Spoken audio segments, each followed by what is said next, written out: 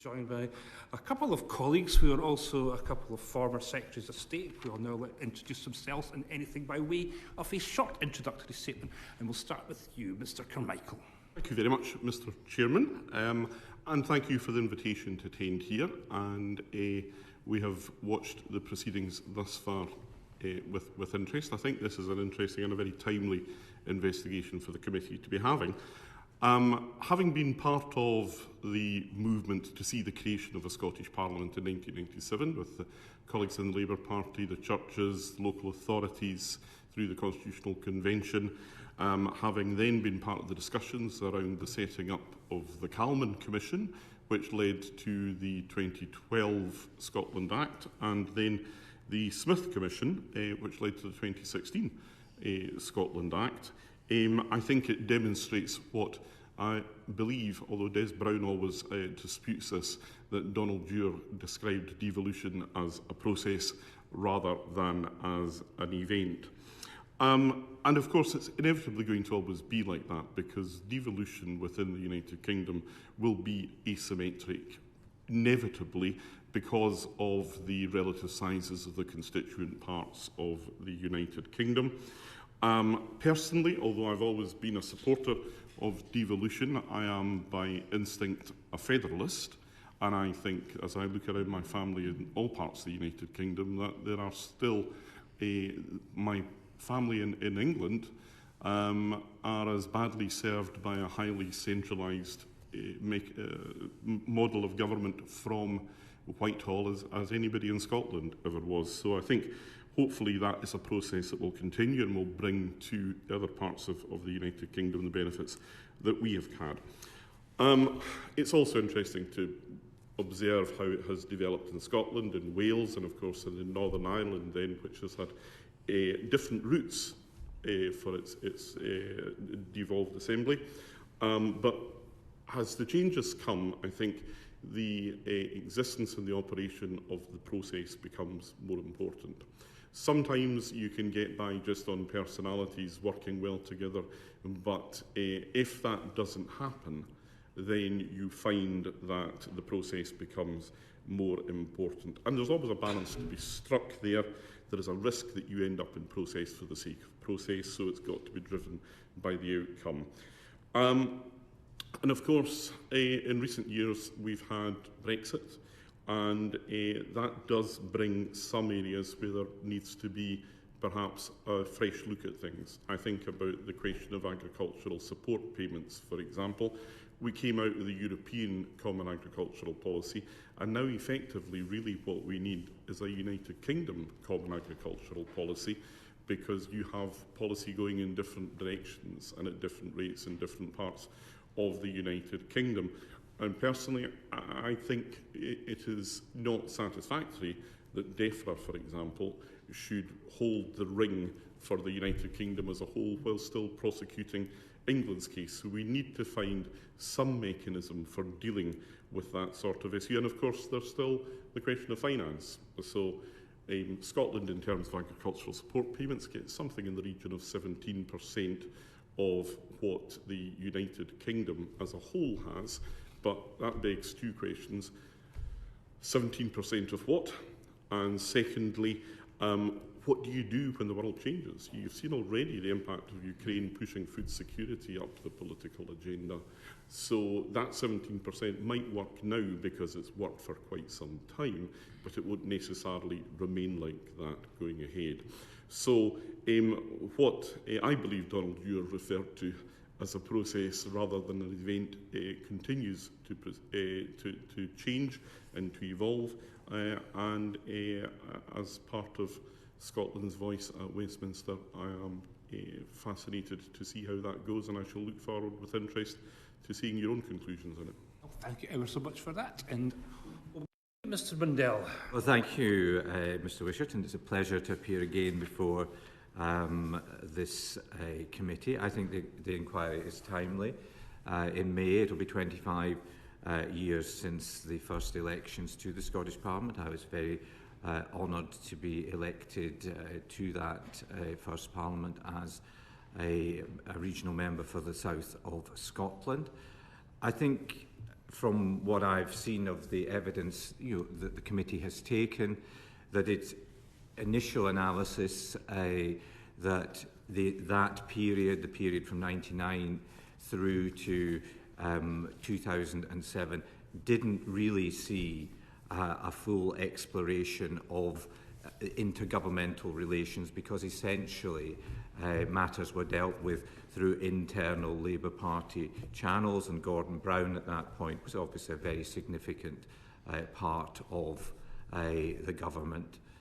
We then had a period where we had a change of government at Westminster compared to the arrangements at Holyrood, and that, I think, flushed out the need for these mechanisms actually to come into play during that period, and there was a greater development and evolution of the process. But then in 2014 we had a very significant event of the independence referendum in Scotland, and in 2016 we had the significant event of Brexit and the Brexit referendum.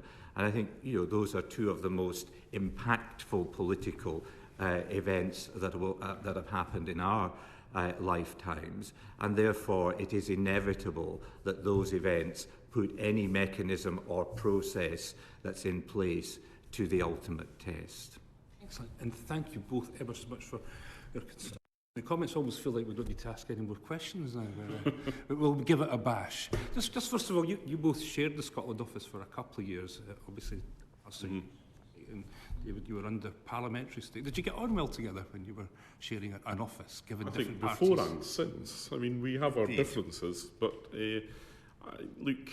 I flatter myself that over the years I've tried as far as possible to work on a personal level with colleagues in Parliament as well as you can do, because unnecessary disagreements don't really help anyone. You both covered a particularly fascinating... Of course, we were greatly helped by having Christine as part of the operation to smooth the waters and keep the coalition on course. You were in course a very interesting and fascinating period of the devolution journey, and you mentioned, of course, the independence referendum, and it was a reset of intergovernmental relations. What did you make of what you observed, both of you as Secretaries of State, of the condition of intergovernmental relations at the point when you were Secretary of State? Did you feel that they were working adequately, or were you frustrated that you weren't able to get that type of engagement and they weren't doing the job that you felt they should? We'll start with you, David, if that's all right. Well, I think obviously I became Secretary of State after the independence referendum, after the 2015 UK general election. I think in reflecting on the period back, and I think it's been said by others in evidence, probably the Edinburgh Agreement, the agreement that led to the referendum, was possibly a high point in terms of those relations, because an extremely potentially contentious issue was taken and agreement was reached. And I think there have been many disputes round the referendum, but I think there have been few around the conduct of the referendum, the process that led to the referendum. And I found that in the immediate period after I became Secretary of State, that there was a genuinely positive overall working relationship with the Scottish Government, and that we were able, through the mechanisms that were in place, to pursue a constructive relationship. I always tried to separate what I would call the practicalities from the politics. It's inevitable that there is politics, particularly when you have different parties, when you obviously have a very different approach in relation to the constitutional. There will always be politics. Everybody on this committee and myself and others are familiar with how politics works. I remember in the days when Alex Salmond was First Minister, surprisingly, the Scottish Government always wrote to the UK Government late on a Saturday afternoon. And surprisingly, that then appeared in the next day's Sunday papers. Mm-hmm. And that was before the current difficulties with Royal Mail. Indeed. So we knew how it operated, the politics operated. I tried myself to separate the politics and the politics which were engaged between the governments, the parties in this House, from the practicalities. And that worked pretty well up until the Brexit period. And then the Brexit period, was an event of such political moment that it was much, much more difficult to do that in that, in that context. And that's a very good point that we're hearing repeatedly in this inquiry, and I think most of our witnesses have been keen to describe and explain to us that there's the three different and distinct periods of devolution. First, the one party in power arrangements that we had very early on. Then there was a second period where there was divergence in Scotland and Edinburgh, which Alex Salmond curiously describes as a golden period of intergovernment relations, and then the period that you described, Mr Mundell. And I'll come to you, Mr Carmichael, because that was what Alex Salmond did tell us at that period, even though there was an independence referendum going on. Is that how you felt when you were Secretary of State? Did you see this as a good period for intergovernment relations, or this has been exaggerated to some degree, do you think? Well, I think that was not one distinct period. I mean, the events that led up to the completion of the Edinburgh Agreement in 2012 was a productive period, and it was productive because there was a political will to make it productive. I would hope that the golden age of intergovernmental relations is yet to come. But then once you were into that campaign, and you remember, we all remember what the campaign actually was like, there was a sense, I think, that the politics did sometimes get in the way of good government. And there were some things that, frankly, became issues because it suited people to make them issues. I was thinking about it just over the weekend there. I don't remember the exact circumstances because it was quite involved, but at the time of the introduction of contracts for difference in the energy market, there was a concern about the switching off of ROCs, the Renewable Obligations Certificate that preceded the contracts for difference. And that was something where actually the administration had been devolved, although it was legislatively competent to the United Kingdom government in Westminster.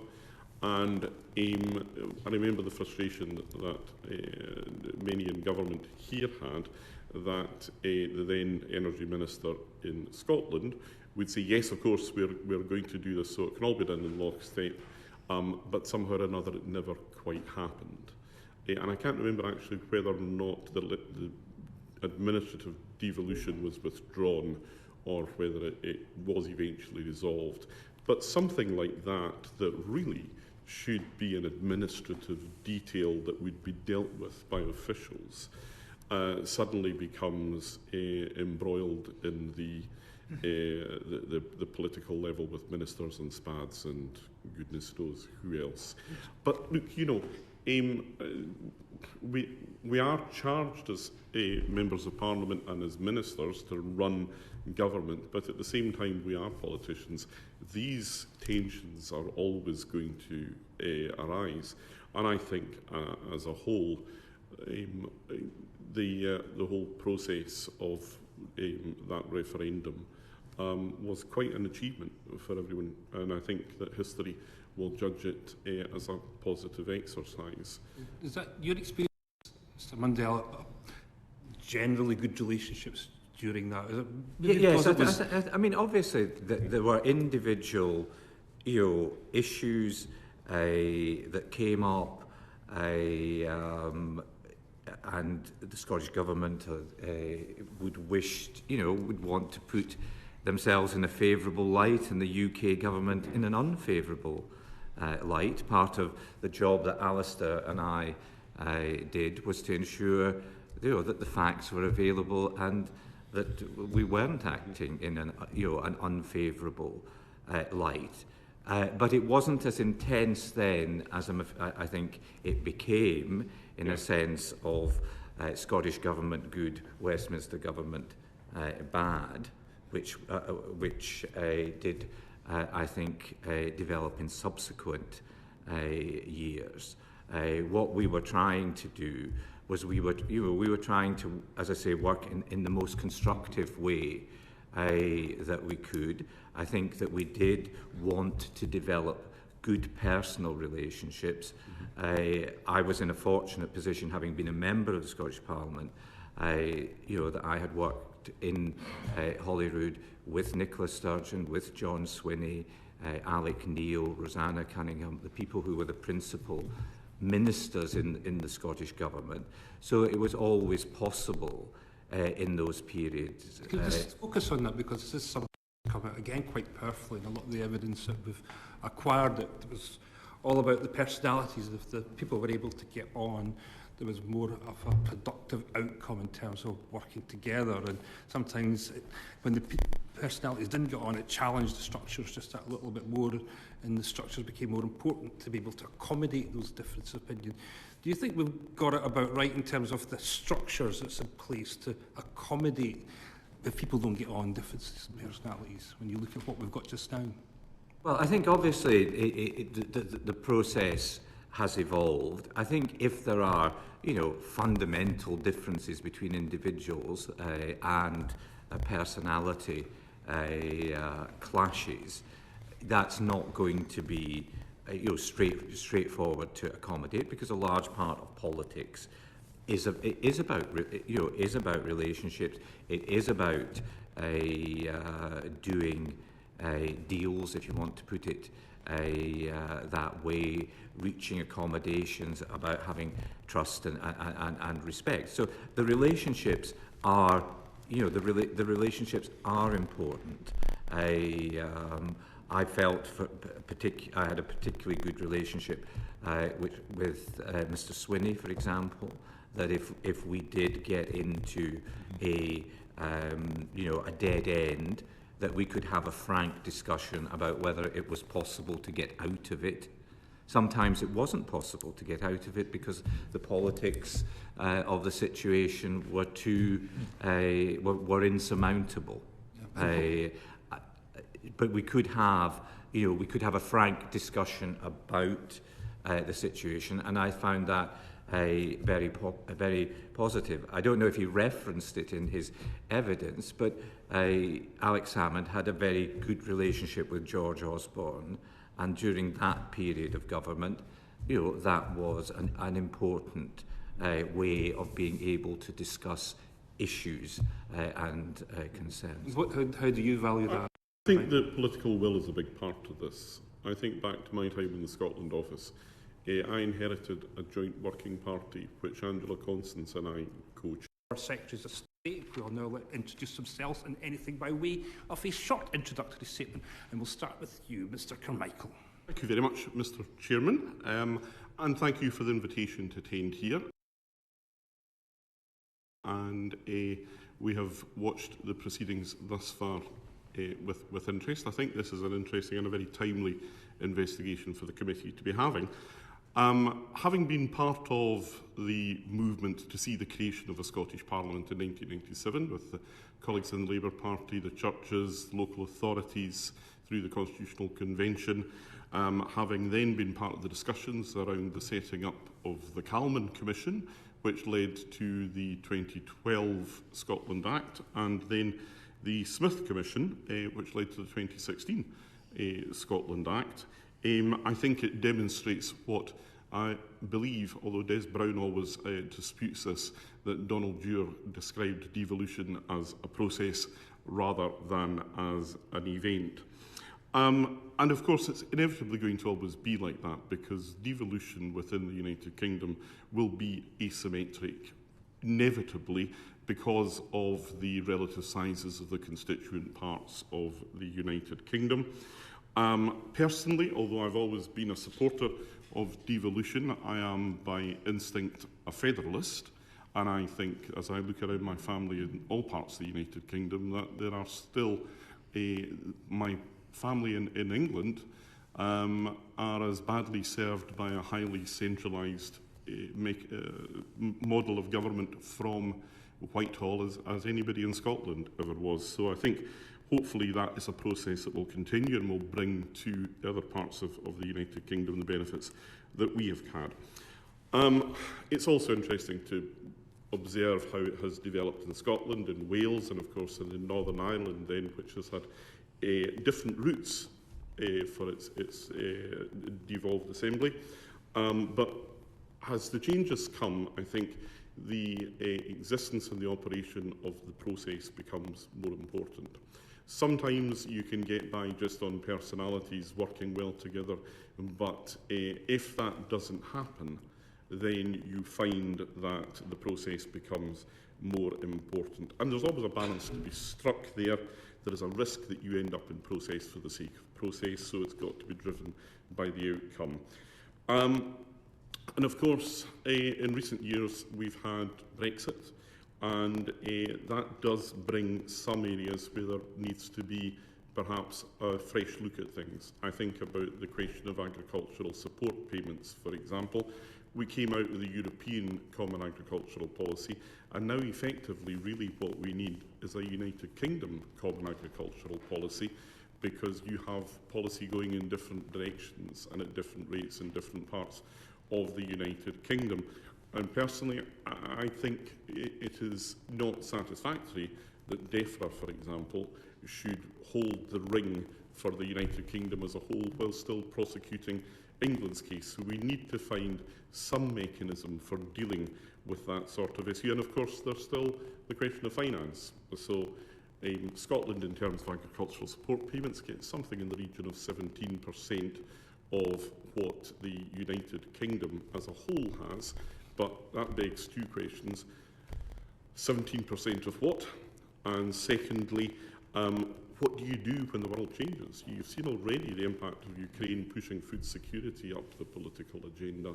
So that 17% might work now because it's worked for quite some time, but it won't necessarily remain like that going ahead. So what I believe Donald Ure referred to as a process rather than an event continues to change and to evolve, and as part of Scotland's voice at Westminster, I am fascinated to see how that goes, and I shall look forward with interest to seeing your own conclusions on it. Well, thank you ever so much for that. And Mr. Mundell. Well, thank you, Mr. Wishart, and it's a pleasure to appear again before this committee. I think the inquiry is timely. In May, it will be 25 years since the first elections to the Scottish Parliament. I was very honoured to be elected to that first Parliament as a regional member for the south of Scotland. I think from what I've seen of the evidence that the committee has taken, that its initial analysis that that period, the period from 1999 through to 2007, didn't really see a full exploration of intergovernmental relations, because essentially matters were dealt with through internal Labour Party channels, and Gordon Brown at that point was obviously a very significant part of the government. We then had a period where we had a change of government at Westminster compared to the arrangements at Holyrood, and that, I think, flushed out the need for these mechanisms actually to come into play during that period, and there was a greater development and evolution of the process. But then In 2014, we had a very significant event of the independence referendum in Scotland, and in 2016, we had the significant event of Brexit and the Brexit referendum. And I think those are two of the most impactful political events that have happened in our lifetimes, and therefore it is inevitable that those events put any mechanism or process that's in place to the ultimate test. Excellent, and thank you both ever so much for your consideration. The comments almost feel like we don't need to ask any more questions now, but we'll give it a bash. Just first of all, you both shared the Scotland office for a couple of years, obviously. And David, you were under Parliamentary state. Did you get on well together when you were sharing an office, given different parties? I think before and since. I mean, we have our differences, but I flatter myself that over the years I've tried as far as possible to work on a personal level with colleagues in Parliament as well as you can do, because unnecessary disagreements don't really help anyone. You both covered a particularly fascinating...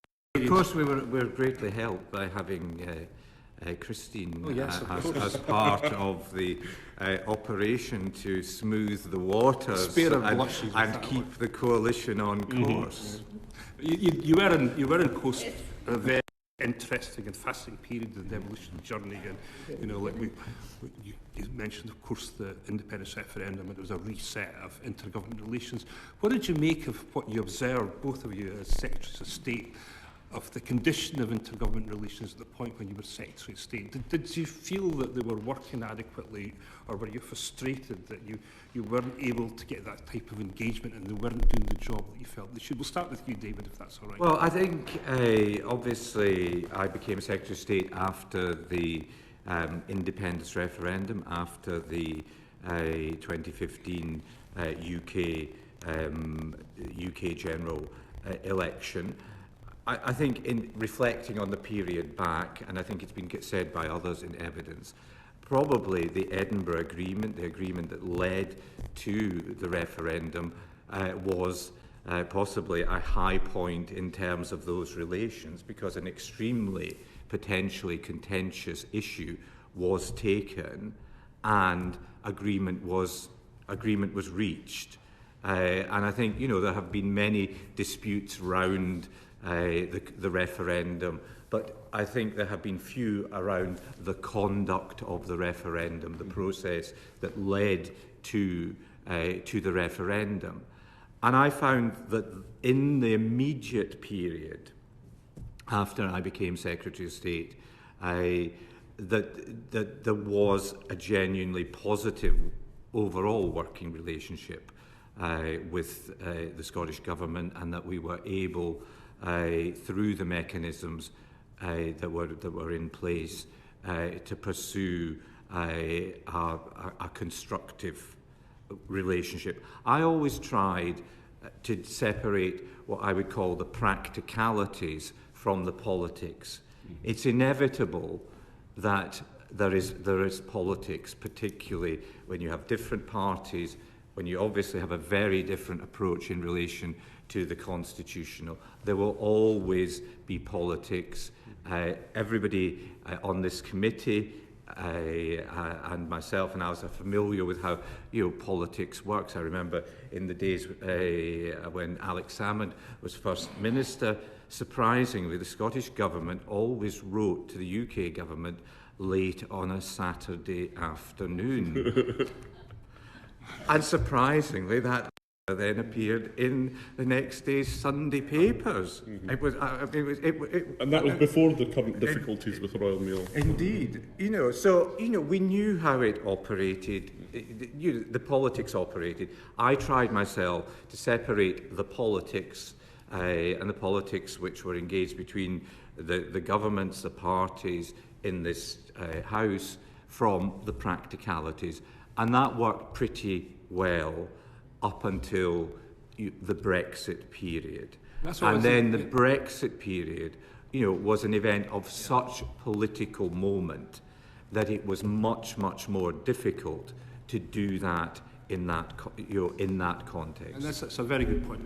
that we're hearing repeatedly in this inquiry, and I think most of our witnesses have been keen to describe and explain to us that there's the three different and distinct periods of devolution. First, the one-party in power arrangements that we had very early on. Then there was a second period where there was divergence in Scotland and Edinburgh, which Alex Salmon curiously describes as a golden period of intergovernment relations, and then the period that you described, Mr Mundell. And I'll come to you, Mr Carmichael, because that was what Alex Salmon did tell us at that period, even though there was an independence referendum going on. Is that how you felt when you were Secretary of State? Did you see this as a good period for intergovernment relations, or has this been exaggerated to some degree, do you think? Well, I think that was not one distinct period. I mean, the events that led up to the completion of the Edinburgh Agreement in 2012 was a productive period, and it was productive because there was a political will to make it productive. I would hope that the golden age of intergovernmental relations is yet to come. But then, once you were into that campaign, and you remember, we all remember what the campaign actually was like, there was a sense, I think, that the politics did sometimes get in the way of good government.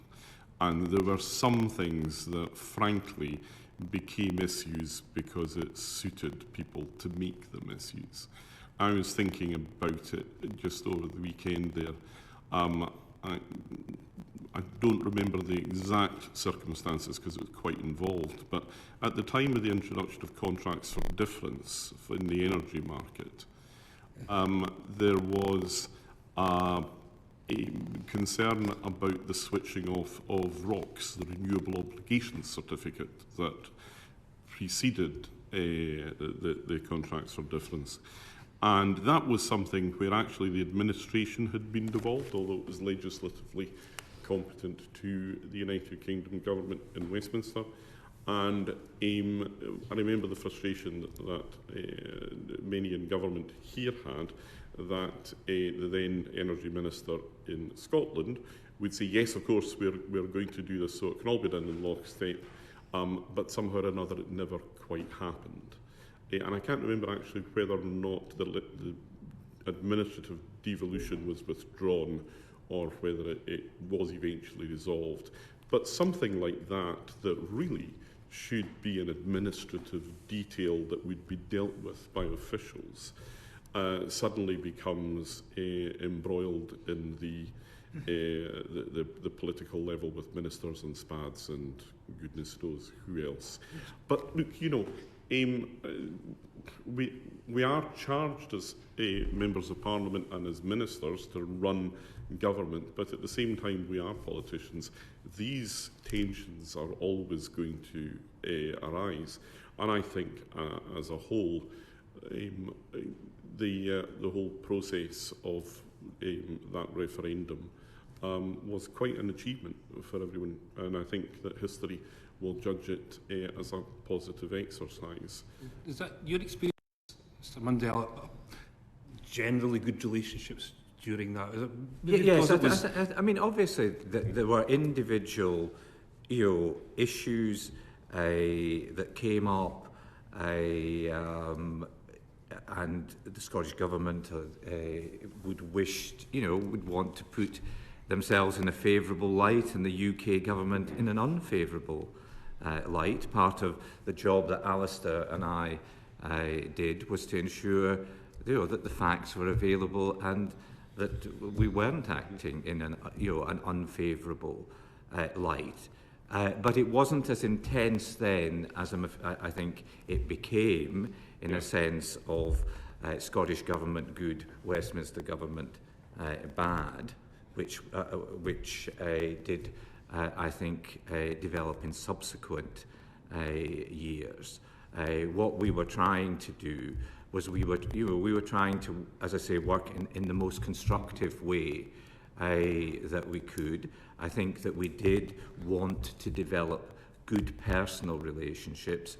I was in a fortunate position, having been a member of the Scottish Parliament, that I had worked in Holyrood with Nicola Sturgeon, with John Swinney, Alec Neil, Rosanna Cunningham, the people who were the principal ministers in the Scottish Government. So it was always possible in those periods. Can you just focus on that, because this is something that's come out again quite powerfully in a lot of the evidence that we've acquired. It was all about the personalities of the people who were able to get on. There was more of a productive outcome in terms of working together, and sometimes when the personalities didn't get on, it challenged the structures just a little bit more, and the structures became more important to be able to accommodate those differences of opinion. Do you think we've got it about right in terms of the structures that's in place to accommodate if people don't get on, differences in personalities, when you look at what we've got just now? Well, I think obviously the process has evolved. I think if there are, fundamental differences between individuals and personality clashes, that's not going to be straightforward to accommodate, because a large part of politics is about relationships. It is about doing deals, if you want to put it that way, reaching accommodations, about having trust and respect. So the relationships are, the relationships are important. I felt I had a particularly good relationship with Mr. Swinney, for example, that if we did get into a dead end, that we could have a frank discussion about whether it was possible to get out of it. Sometimes it wasn't possible to get out of it because the politics of the situation were were insurmountable. But we could have, a frank discussion about the situation, and I found that very positive. I don't know if he referenced it in his evidence, but Alex Salmond had a very good relationship with George Osborne, and during that period of government, that was an important way of being able to discuss issues and concerns. How do you value that?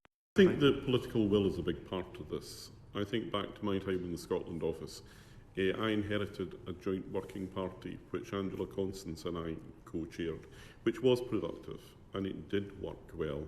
And I thought it never achieved everything that either side would have wanted it to, but with a bit of professionalism and political goodwill, you could achieve that. It doesn't always work like that, but the picture is always going to be mixed. Just lastly from me, just because we're interested about the infrastructure, how it all comes together. Yeah. Did JMCs actually meet during your time as Secretary? So did in your time, yes? Yeah, I mean, they tended to be pretty much set-piece occasions. I don't think I ever sort of looked at the entry and thought, my goodness, we need a JMC to sort this lot out. They tended to be kind of showpieces. And everybody came with their press releases already written. That does often show the importance of getting this balance right in structures, and even the base structures in the world will not work if the personalities are determined not to make them work. And we were all around during the Calman Commission and the Scotland Act as it was of 2012. I remember Mr. Mundell teasing me about Antarctica during the conversations around that. But one of the major innovations from the Calman Commission was the dispute resolution mechanism. Did either of you ever invoke that or use it at all as part of your time as Secretary of State? I would struggle to remember an occasion where we actually invoked it, but that's not to say it didn't happen. The occasion I recall is around the Olympics, and there was the 2012 Olympics, and there was issues as to whether some of the ancillary activity to the Olympics should carry with it a Barnett consequential. I see Christine nodding in we wrote the recollection of that. But so, for Wincing, example, I think. so, for example, the view of the Scottish Government and I think the Welsh Assembly Government was that housing that had been provided initially as accommodation for the Olympics was actually housing, and therefore there should be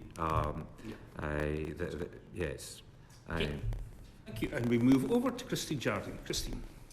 Thank you very much. I wonder if we could just touch on something that you both have mentioned about the personal relationships and how they developed.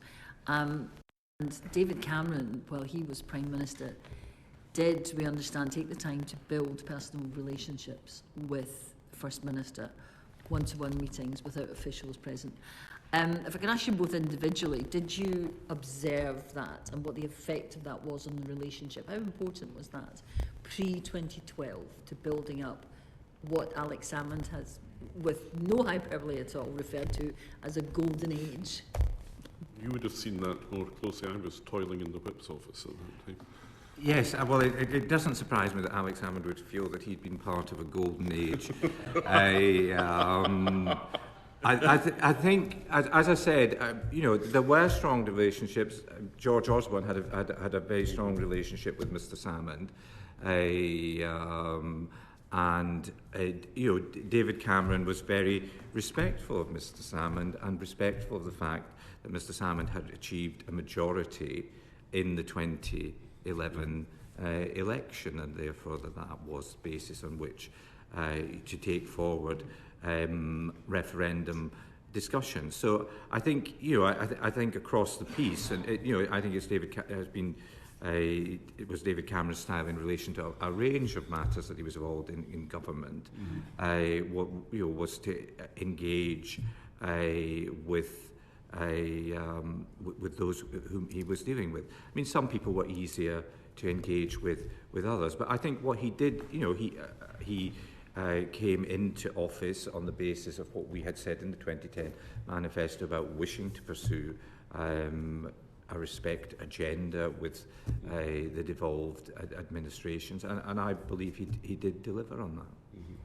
To what extent do you think that approach continued under Theresa May, particularly in a relationship with Nicola Sturgeon? Do you think that changed?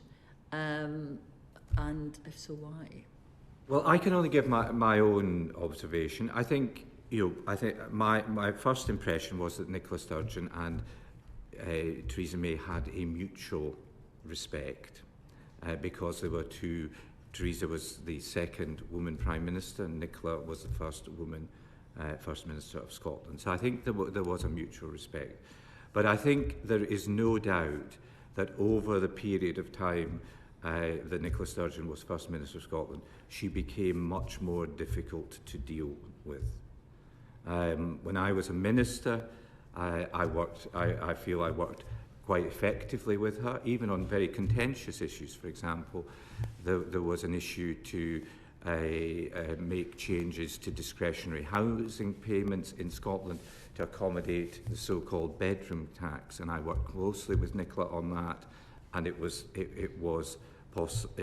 possible. But in the post-Brexit period, my impression was that Nicola Sturgeon became much more strident and difficult to deal with. Now, she might well argue that was her standing up for Scotland or her agenda, but it became much more difficult, the dealings, and we went down a route which we may come back to later in relation to other matters of a much greater, what I would describe as Scottish exceptionalism. So in the initial period that I was involved, both as a Minister and Secretary of State, the general view was that working together was the best way to achieve outcomes. In the latter part, certainly of my tenure, the view coming from Edinburgh was we are going to just do everything ourselves because we can. That's very interesting because you've already mentioned Brexit as a potential watershed and the change of relationship. And I picked up from what you were both saying about 2012 and the run-up to the Edinburgh Agreement, and certainly from other evidence we've had, that was a very, very smooth period, good relationship, as Mr Carmichael has said, a political will to get things done. But then in the period 2012 to 2014, that changed. And we now see very much more of what I think one of you referred to as Scottish government good, UK government bad, and vice versa, all the time. Do you think that there has been, or to what extent do you think there has been since 2012, a shift in the relationship and the respect between the two administrations that has potentially damaged both? I think the political drive that came with the 2014 referendum inevitably had an impact on the relations. I think it will be a long time before we get back to anything like the quality of working relationships that we've had in the past. And for as long as the Constitution remains front and centre of the political debate for anyone of any party, then that becomes a divisive issue. Everybody back down into their silos. And it does make moving on in a more collaborative way that much more difficult, because it reopens the wounds, if you like. But I'm a great believer. essentially, I'm a Liberal Democrat, so I'm an optimist. And I think that time is a great healer. And I have a sense, actually, that now you see a broader range of views emerging from a number of different parties, and within that Yes movement, that there may be scope for us to go away from constitutional identity politics and back more to ideological politics.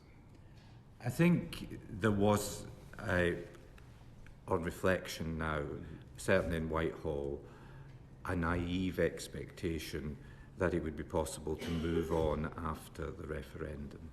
Mm-hmm. And I mean, that was dispelled the day after, when two things essentially happened. Those people who had been calling for independence continued to call for independence despite the fact that we had just had a referendum. And secondly, it was the beginning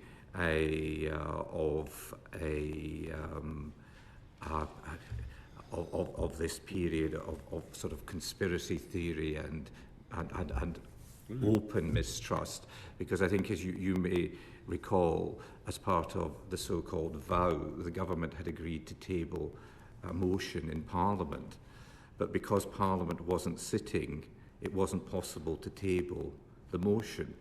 But this was immediately identified as bad faith, and that somehow the government had already gone back on its commitments in relation to the referendum and what would happen, subsequently.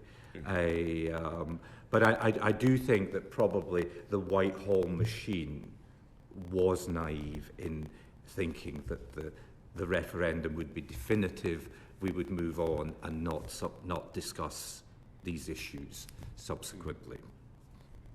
Thank you. Thank you, Michael Shanks. Thank you, and good to see you both. Thank you for your time. Just thinking about intergovernmental relations generally, time in office, was it the Scotland office that led on that, or was it the Prime Minister, or was it a combination of both? And do you think that's changed over time?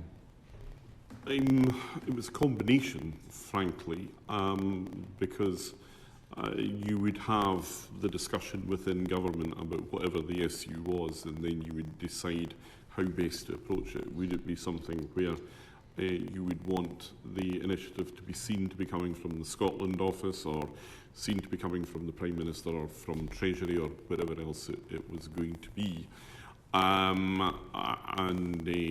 You know, sometimes that worked, sometimes it didn't.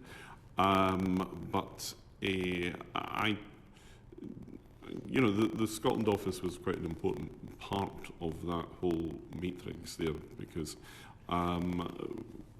there was a very clear determination in government that the No campaign should win the referendum. That was government policy. Sometimes when we talk about these issues, language matters, and sometimes it can jar to a Scottish ear. So, you know, everything had to be sense-checked, and that was a very important part of the work that the Scotland office did. And what I would say is that, you know, within that operation, you know, if David and I had any concerns, then we always expressed them, we took them out, and I would expect more often than not that we would be accommodated in some way. Yes, I think the other player, Mr. Shanks, is the Cabinet Office, because they saw themselves, perhaps they still do, although Mr. Gove has moved an element of that to his DLUC department. But the Cabinet Office saw themselves as guardians of the overall devolution settlement. That is, the settlements within Wales, Northern Ireland, Scotland, and to an extent within England. And therefore they were also part of the picture. So I certainly saw that there had been some comments, for example, from Professor Kieran Martin, and Kieran Martin was in, you know, he was in the Cabinet Office. I think there is a legitimate discussion going forward as to the respective roles of the Cabinet Office and the individual offices for the Scotland, Wales and Northern Ireland, because my view, strong view, which I expressed at the time continues, is that the Scotland office should essentially be the guardian of the devolved settlement in Scotland, in the sense of having the repository of knowledge and expertise on it, rather than a sort of split between the Scotland office and the Cabinet. And the Cabinet Office. And do you think over time, I mean, in our evidence from Alex Salmond, perhaps not surprisingly, he absolutely saw his equal as the Prime Minister, not the Secretary of State for Scotland. Do you think that is just the way we've now got to, that relationship between the Secretary of State for Scotland and the First Minister is maybe less important than with the Prime Minister now? And if that's the case, what does that mean for the mechanics of intergovernmental relations? Does it always have to be at that senior level for things to happen? Quite a lot to unpick there. I mean, this is where we come back to the divergence of personality and policy, isn't it? If I had my federalist ideal, then I think you would have a Department of the Nations and Regions that would be the guardian of all the devolution settlements, because you would have lost that sort of in different speed in different parts of the country, and that asymmetric nature. And indeed in the early days we thought that might be possible, but I think we are now some way away from that, and I think we have the territorial departments for a reason, and for a purpose. I think what I would say though, and David's right about the constitutional responsibility within that list of ministerial responsibilities, about the Cabinet Office being the guardian of devolution across the whole of the United Kingdom.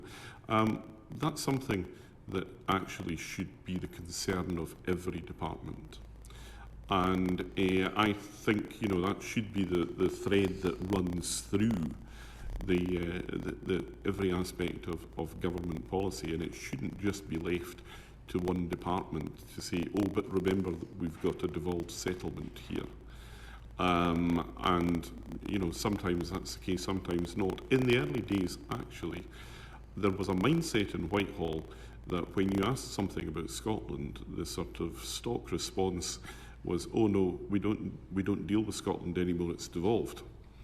And the quality of drafting of legislation in those early days actually suffered as a consequence. I can remember some really poor examples where, for example, in one of the bills I served on a standing committee for, it said that in Scotland and in England, this will be matters dealt with in the High Court. Now, in England, the High Court is a court of civil jurisdiction, and in Scotland, the High Court of Justiciary is a criminal jurisdiction. And that was just how sloppily things were drafted. And I remember the Civil Contingencies Act, as it now is, there was no powers within the bill for Scottish agencies to speak to UK or English agencies. And that was a consequence of the sort of mindset that you found in Whitehall. I think also you have to accept again that the politics come into play. You know, I think we would all acknowledge both Alex Salmond and Nicola Sturgeon were UK wide-known politicians. You know, I recall Mr. Salmond making a great song and dance about the fact that Gordon Brown hadn't spoken to him.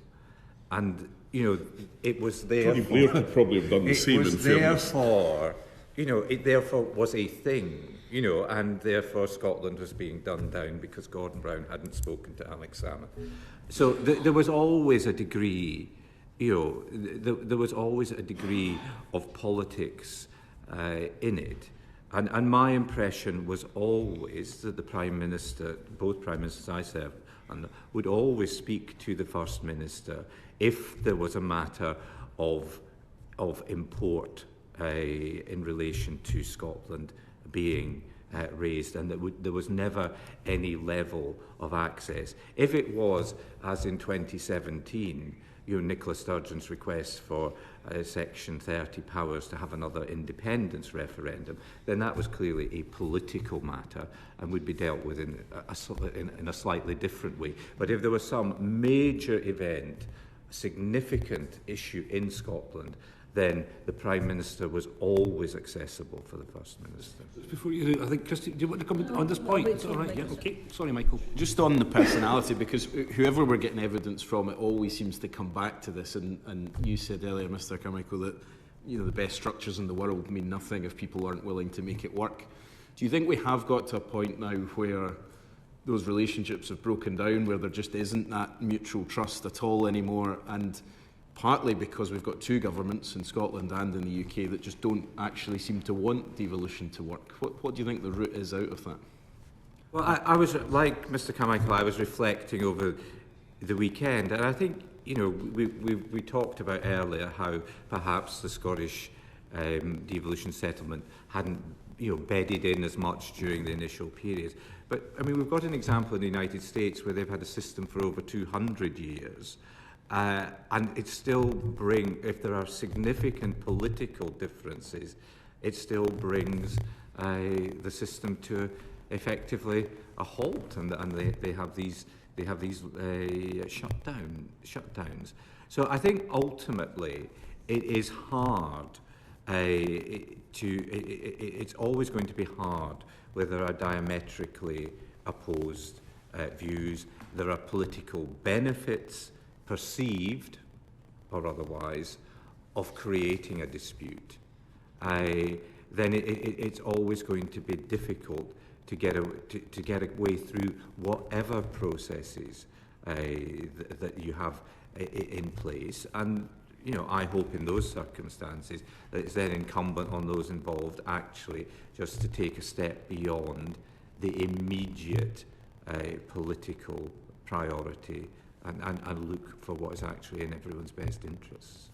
Without going into too much detail about who we're talking about and personalities and all the rest of it, I think it is fair to say, and this is certainly true if you look at both the government in Whitehall and the government in Holyrood that differences often start within governments, and when governments want to manage internal political differences, then quite often the politics takes you to a place where you will manufacture a difference within, between the governments.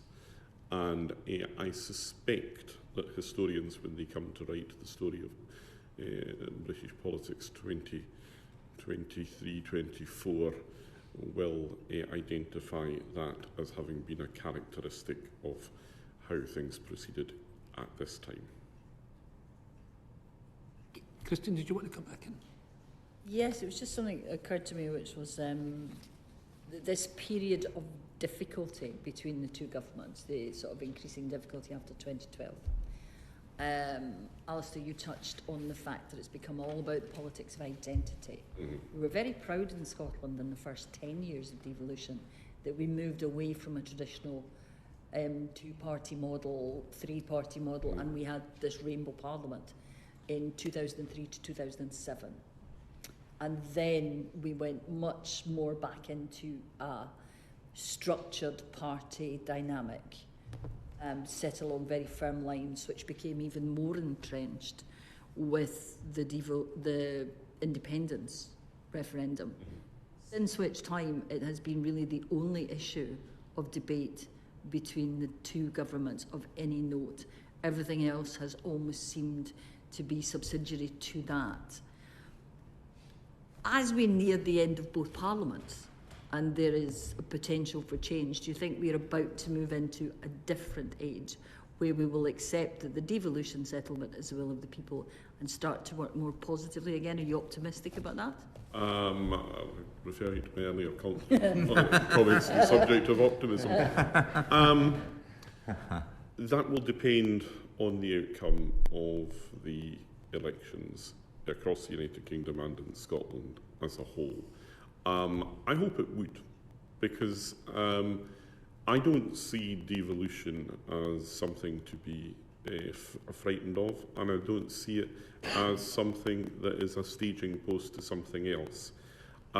If I have any regrets about the campaign I was part of before the Scottish Parliament was set up, it was that we did make it perhaps too much about the distinctiveness of Scotland and less about the fact that this was a better way to govern Scotland. And that, you know, for the same reason I want to see people in other parts of the United Kingdom governed better. So I want to see more power taken away from Whitehall, given to communities in Manchester, Newcastle, Birmingham, wherever else it's going to be. Because if you see it all as something on the basis of your identity, then you don't necessarily get the best political outcome. And you see, you know, I think one of the weaknesses of devolution as it has worked in Scotland is that we now have a system of government in Scotland that is more centralised just on a Scotland-wide basis than it ever was in Whitehall. You know, that process of centralisation has galloped on apace. I think it produces much worse outcomes. You know, the Scotland that had 7 police forces maybe didn't need 7, but we are not well served just by having 1, or an ambulance and fire service. And you look in terms of the service outcome for the different parts of Scotland, and the truth of the matter is that the further away you get from Edinburgh and Glasgow, the worse the level of service comes. I speak with some passion because I have just spent the weekend visiting my family on Islay, and I look at the absolute shambles that is Caledonian McBrain at the moment. And the fear for me is that the Northern Isles may just be 10 years behind unless we learn from the mistakes of what's happened on the West Coast. You only learn from these mistakes if you engage with the community and you have a government that listens to what the community says they need, rather than giving them what the government themselves think they want. Do you think Westminster has perhaps become afraid to say what it thinks about Holyrood because of the dynamic in the debate? And perhaps going forward we should be more proactive in not interfering, but proactive in voicing an opinion. What do we mean by Westminster here? I mean Scottish politicians who Scottish come down to politicians Westminster. My experience is that Scottish politicians of all parties have been fairly relaxed over the years in opining on matters that are not, strictly speaking, within their constitutional responsibility. And the eagle-eyed amongst you will have noticed that I've done just exactly that, spurred on by my experience of talking to my family and neighbours from my childhood. I don't think that's necessarily a bad thing, because I think we can all bring a perspective to it. But if that's all you do, then frankly you are failing your constituents. When I was elected, as you were, Mr. Chairman, in 2001, one of the things I felt was that as the first generation of politicians who were elected to the House of Commons from Scotland, not having previously sat here before devolution, that there was a job of work for us to do in terms of defining the role of the Scottish MP at Westminster. And I like to think that in our own way we have done that. And let's just say, keeping predominantly to dealing with those matters that I am elected constitutionally to deal with, I don't find it difficult to fill my working week. I think it's, I don't want to take us down a tangent in relation to the performance of the Scottish Parliament over the last 25 years. I am disappointed that the sort of excitement and the positivity, which was genuinely around in 1999, doesn't exist anymore. And I meet few people who are positive, not about there being a Scottish Parliament, but what they see it delivering on a day-to-day basis. And I think that's very disappointing, given when we were there on the mound in 1999. The expectation was maybe too high, but it wasn't that education would crash, that the health service wouldn't be recognisable, all the other issues that we see. But I do think one issue, again, which I know you, Mr. Chairman, have tried to raise in the past, is I do think there is still a missing piece in relation to the relationship between the two parliaments. Joint working has been previously suggested, joint committee inquiries, that we've dabbled in that. I know we've maybe come on to the Sewell Convention. I felt it should be formalised in Westminster procedures.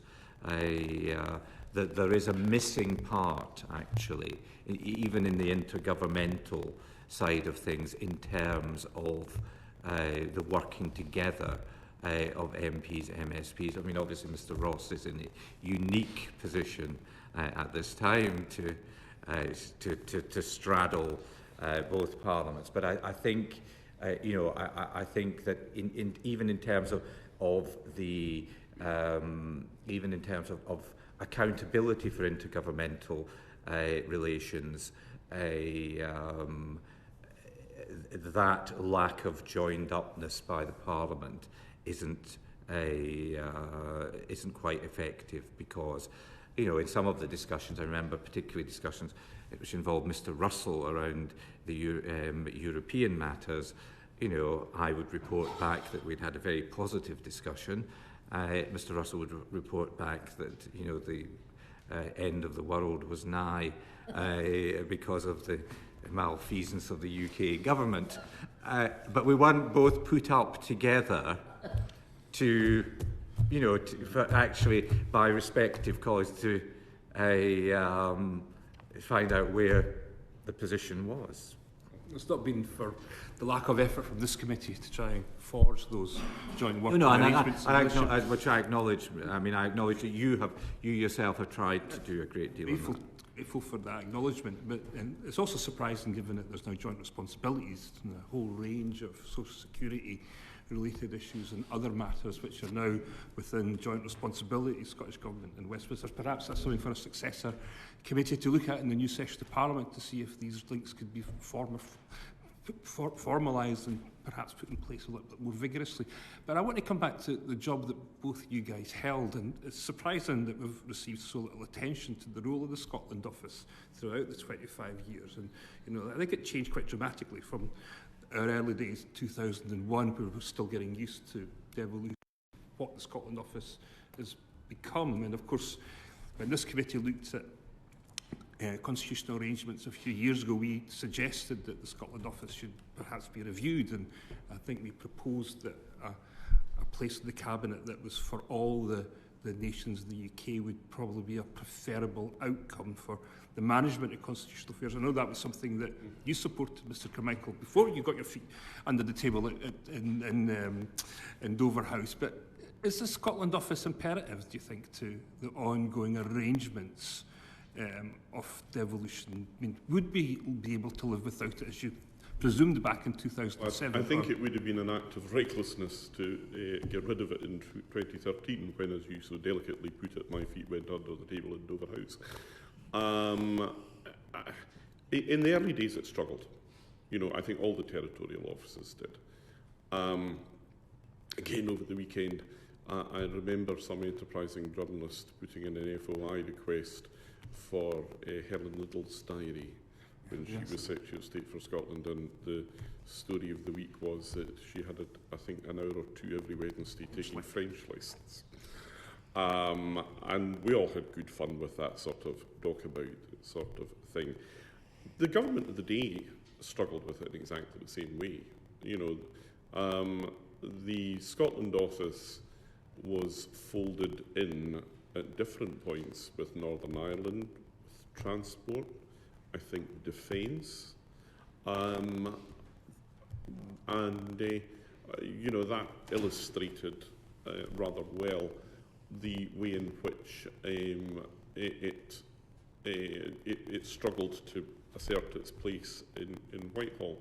And when you get to that federalist situation, then I think the existence of territorial offices certainly does need to be looked at again. But for as long as the Constitution in Scotland remains a live and dominant issue, it's difficult to see how we get from here to there at the moment. But it's not just this committee that's suggested that.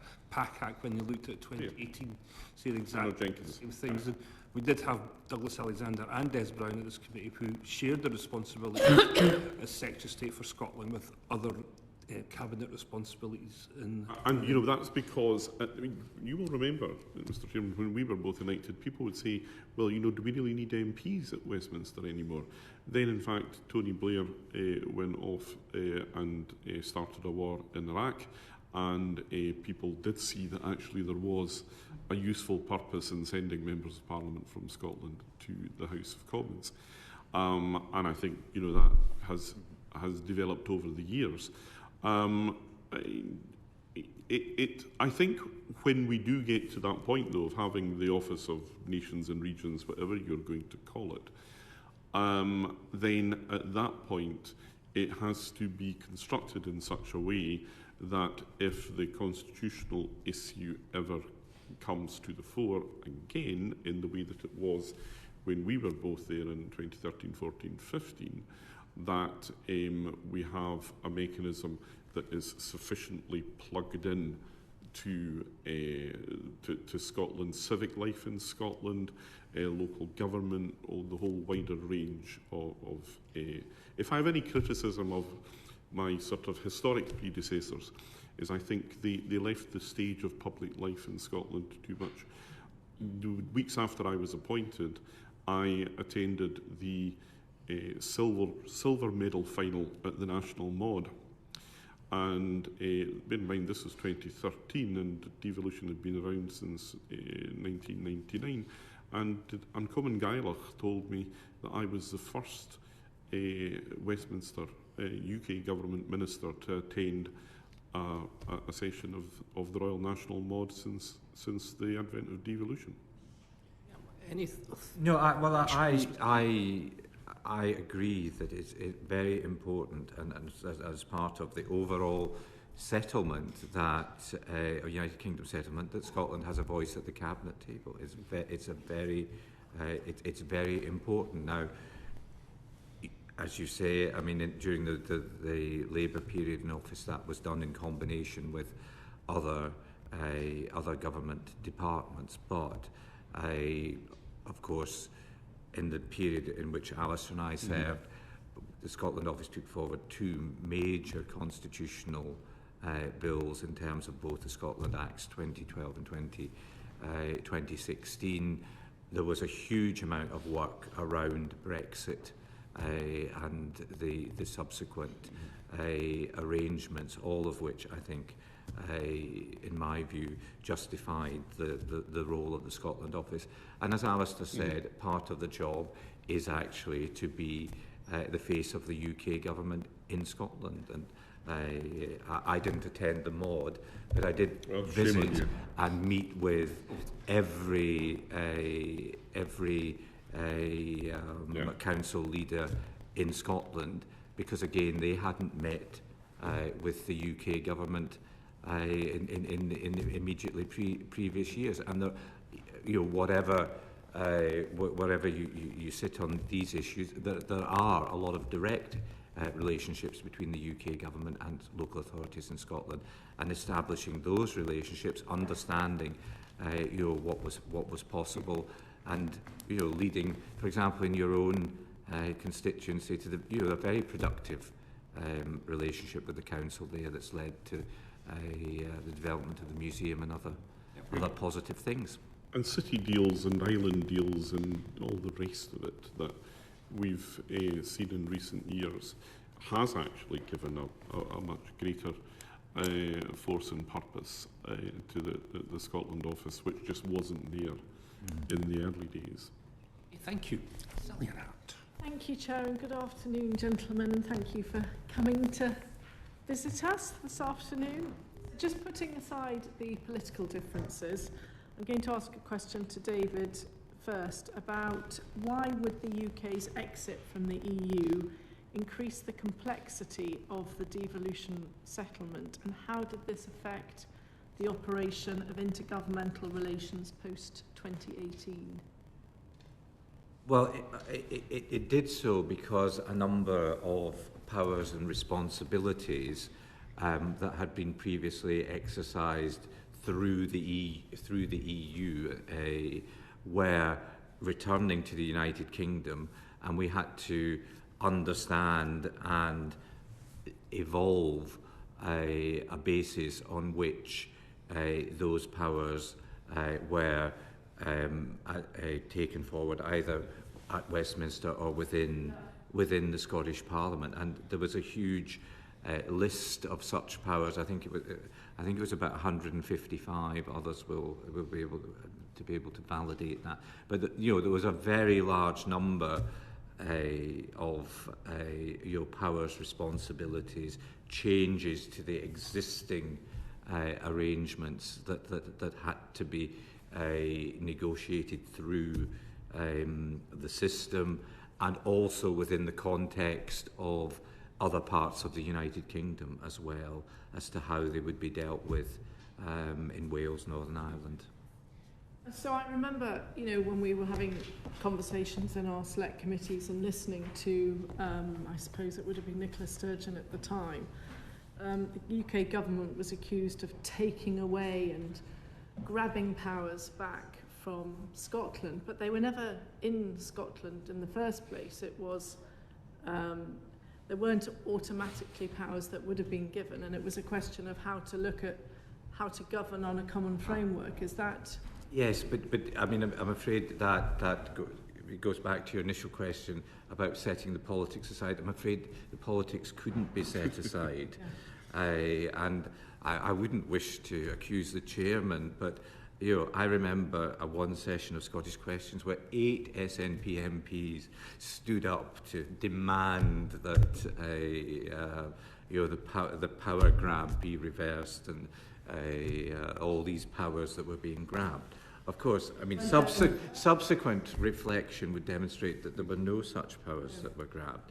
But it was the phrase of the moment, the power grab. The UK government is trying to take control of Scottish agriculture. The UK government is trying to take control of Scottish food standards.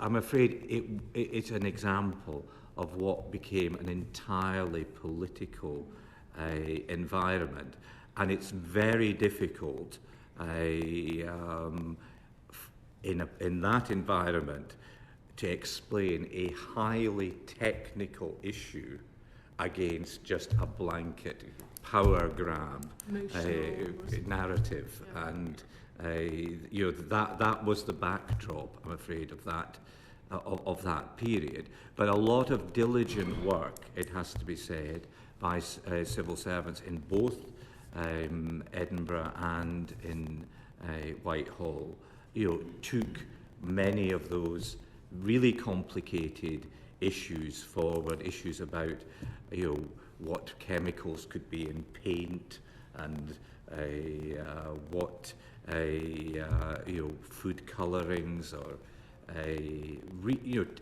whole range of very technical issues forward, so that actually they could be administered on the basis of a framework. And of course, when push came to shove, there was virtually no difference between the position that the UK government and the Scottish government would have wanted to adopt in relation to that issue anyway. But it was the firestorm, it was the political firestorm of the moment, the power grab. I think you have to remember also the historical position here. In 1997, when the Scotland Act and the Wales Act were passed and the devolution referendums were held, it was on the universally shared assumption that the United Kingdom would remain part of the European Union. Now, you see the difficulties that it has caused in Northern Ireland in relation to the Good Friday Agreement, not to have the United Kingdom as part of the European Union. But also, there are difficulties in other parts of the United Kingdom as well. And where you take out some of the processes that you had through the European Union, inevitably you have to find a mechanism for compensating for them. So, the United Kingdom as a single market is a massively important one for Scotland and for Scottish producers of food and drink and all sorts of industry. But if you then think how you administer that single market in the context of a devolution settlement, where the administration of agricultural policy, for example, is devolved, then you do have to find in some way a mechanism for replicating on a UK scale what you had previously in an EU scale. And I don't think we've quite got that right yet. I think there's still work that can be done here. A problem for Scotland. Scotland doesn't share a border with the EU, so I fail to see how that's a problem for Scotland. Anyway, no, but it's a problem for Scotland that you now have things that were decided at an EU level that are being decided at a UK level, where the people making the decision are also part of the competence, if you like. So the DEFRA, to go back to my own example, not only has to be the English government, but the UK government at the same time. And these are not insuperable problems. No. They are all capable of resolution with some care and goodwill, but that was one of the consequences of our decision to leave the European Union. Thank you. So talking about political differences, Yes. and there's always a degree in politics, you say, that came in post-2014, really. As the UK government began the legislative process to bring the UK out of the EU, was intergovernmental conflict always inevitable, given the political differences between the two governments over Brexit? Or could conflict have been mitigated through closer intergovernmental working? Would it have helped if the SNP, for example, put Scotland and people first rather than its own political agenda? Well, I understand the point that you're making, but I think I am very much of the view that it was inevitable. I think you just need to take a step back from the 2019 general election campaign, where the SNP position was stop Brexit. The Conservative position and the government of the subsequent form, let's get Brexit done. So there's quite a difference there in terms of what the approach was, and the Scottish National Party did want to stop Brexit. I don't think that's in dispute.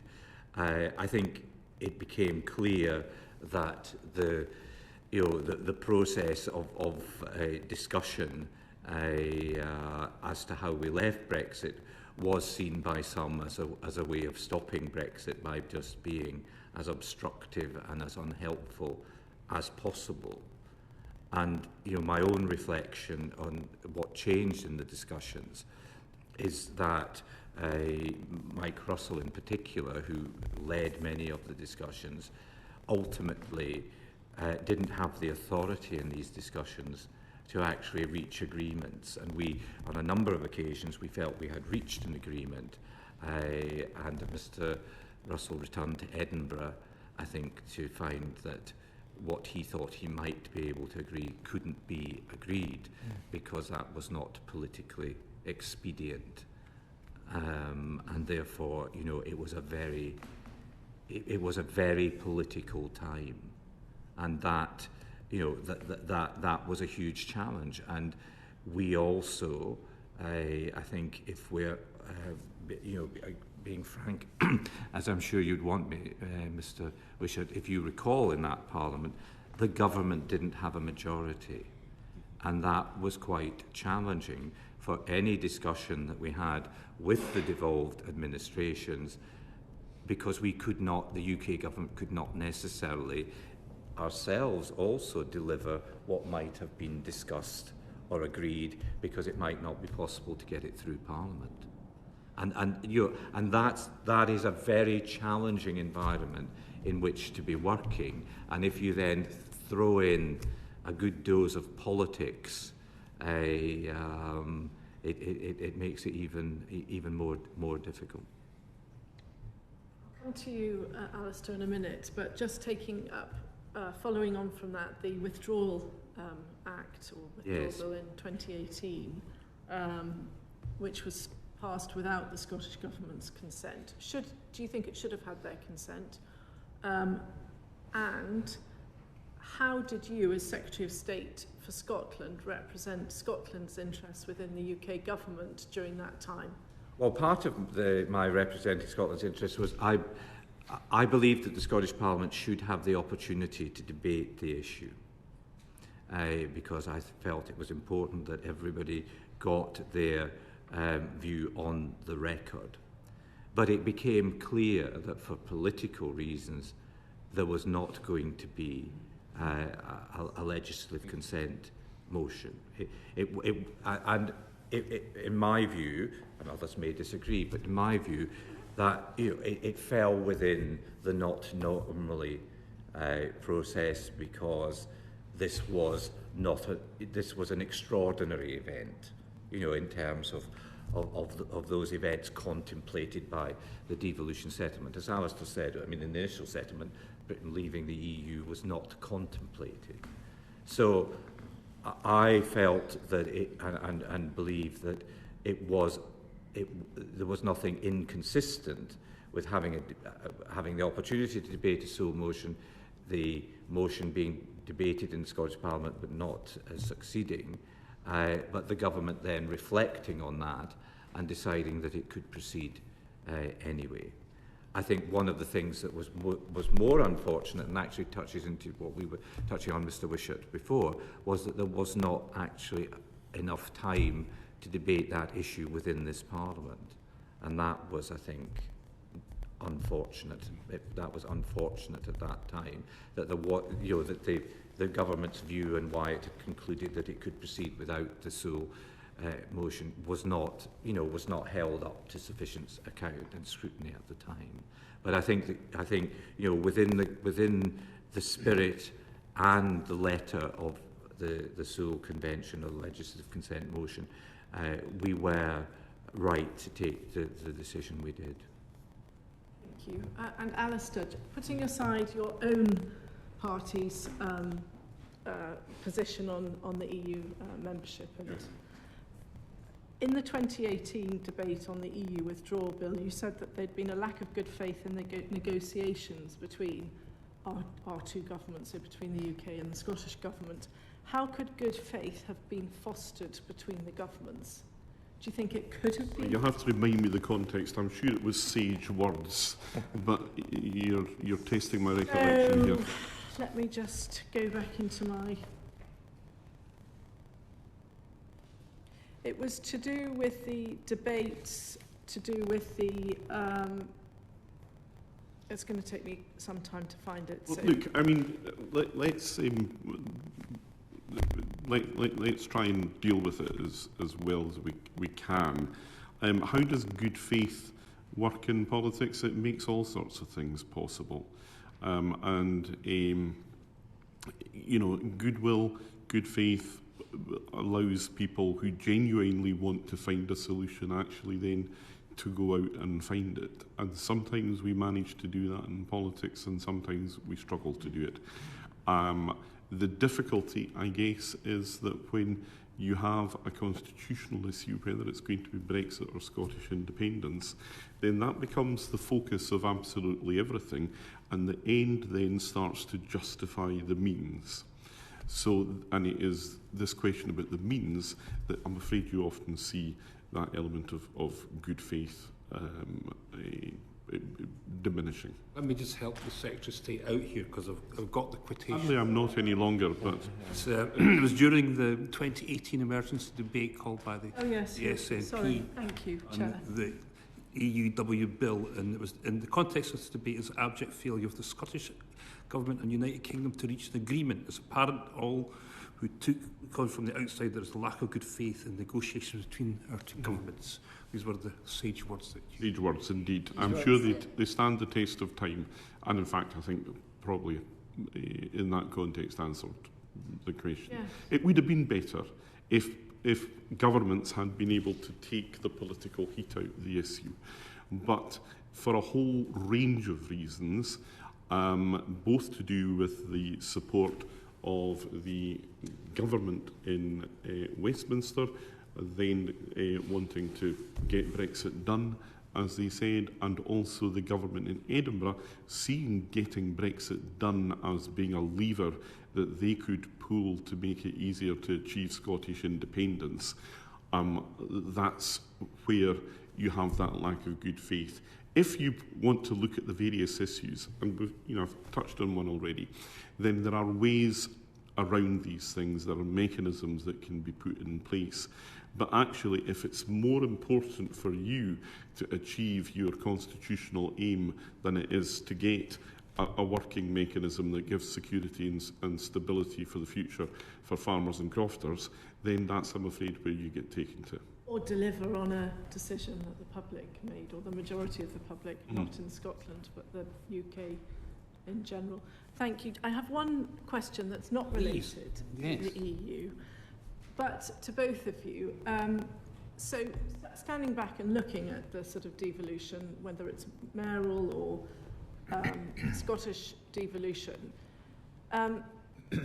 it's very easy, let's say, for the Scottish Government never to have to take responsibility or account to Scottish voters for decisions or failures in education or NHS, for example, and they blame the UK government. How do you think the Scottish government could be better, could better take responsibility or have to account to Scottish people for the decisions made, and that they're not always let off the hook by blaming the UK government?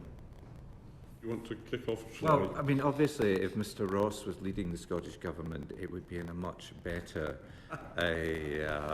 position in relation to these that's guffaws around these issues. What's that lump I think I don't necessarily I don't necessarily agree in the sense that the Scottish Government is accountable in elections.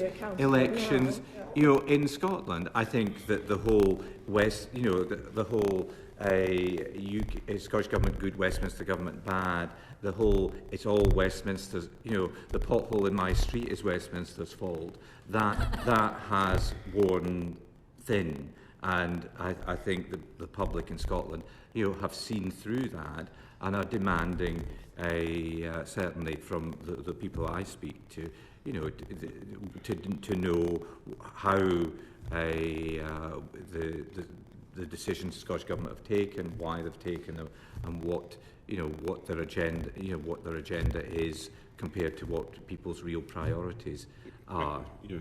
I think your question reflects a frustration that we have all felt at times, and it's not unique to the Scottish Government, the SNP Scottish Government.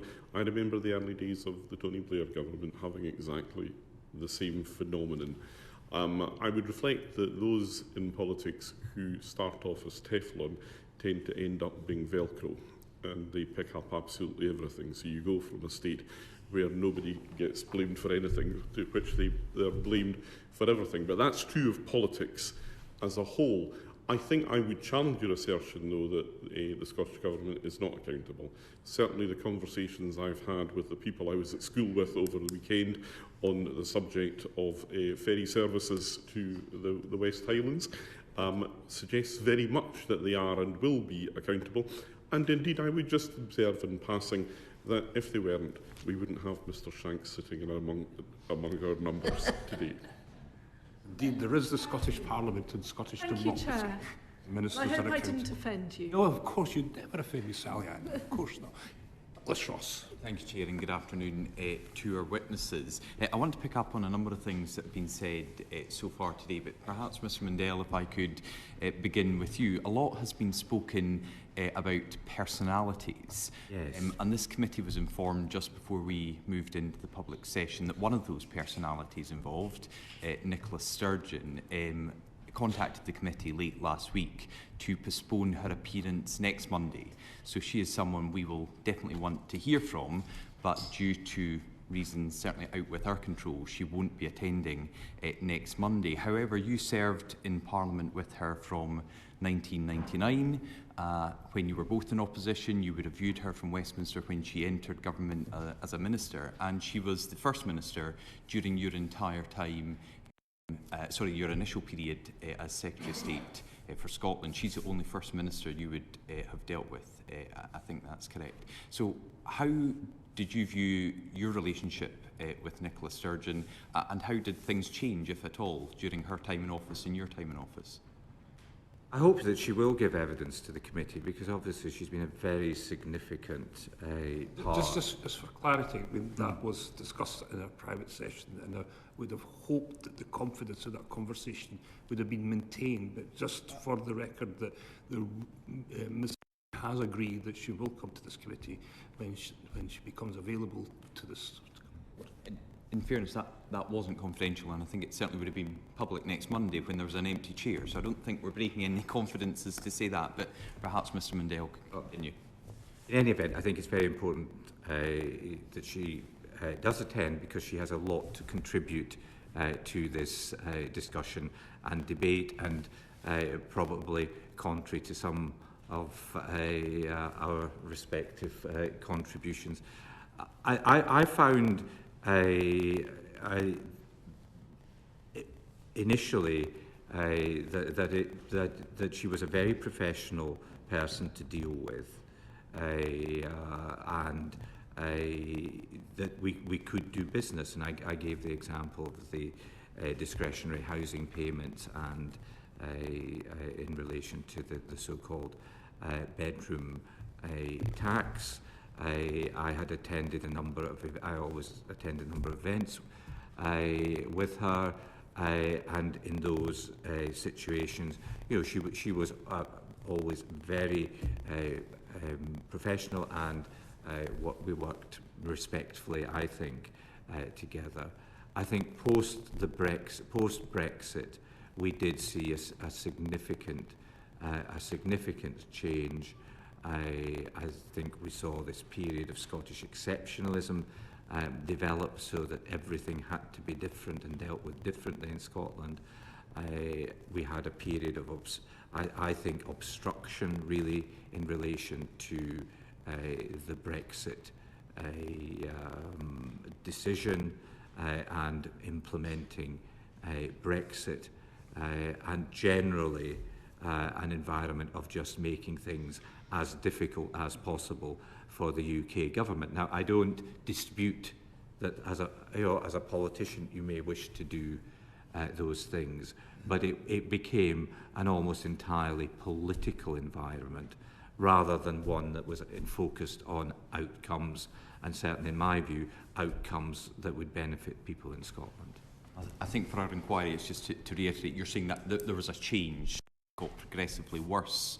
Became progressively more challenging to deal with the First Minister. And would you say then that the revelation during the COVID inquiry, when it met in Scotland, that there was discussions between Nicola Sturgeon and her chief advisor Liz Lloyd, who suggested that they have a good old-fashioned rammy with the UK government? Is that indicative of what you were seeing after that period? Well, I was certainly witness on a couple of occasions to rammies that involved the UK government. Without, I think it, as Christine Jardine said, I mean, it was all playing into a sort of, UK government bad, Scottish government good narrative, rather than actually, well, what are we actually trying to do here? What is the outcome, we want to achieve? I mean, in relation to Brexit, I held a meeting the day after the referendum with Fiona Hislop, who was then the person, the EU or European spokesman in the Scottish Government, where we had a discussion about whether it would be possible to move forward on a constructive basis. And at that meeting, I was rather hopeful that might, that might be possible. But of course, simultaneously, Nicola Sturgeon was appearing in a press conference to announce that we needed independence to defeat the outcome of the Brexit referendum. So, I mean, almost from that first day, the politics overwhelmed the situation. And just finally ask about these personalities. You mentioned earlier that you had good relations with John Swinney, but I noted down you said that Mike Russell, during a number of the discussions you had, didn't have the authority. So is this Scottish Government ministers coming in, negotiating with UK Government ministers and potentially agreeing in principle, but then going back to the First Minister and not being able to progress what had been agreed? That was my impression, because we had previously proceeded where ministers came with a remit, and something was agreed. We moved forward those round because there were obviously ministers there from Wales, sometimes ministers, sometimes officials from Northern Ireland. And we did expect these discussions to be a decision-making forum. But it certainly, the impression was given that the decision maker in relation to Scotland was not in the room, but back in Edinburgh.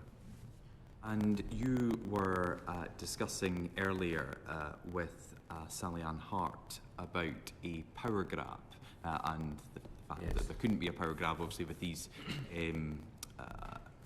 legislation and such like authority never lying in Scotland, but in some of the transfer of powers from the UK government and this Parliament to the Scottish government and the Scottish Parliament, not all of those powers certainly immediately were taken up. Did you find it strange that in some cases powers asked for, requested and transferred were then not fully utilised? I'm thinking around social security, when the Scottish Government weren't able to get the procedures in place to deal with these additional powers.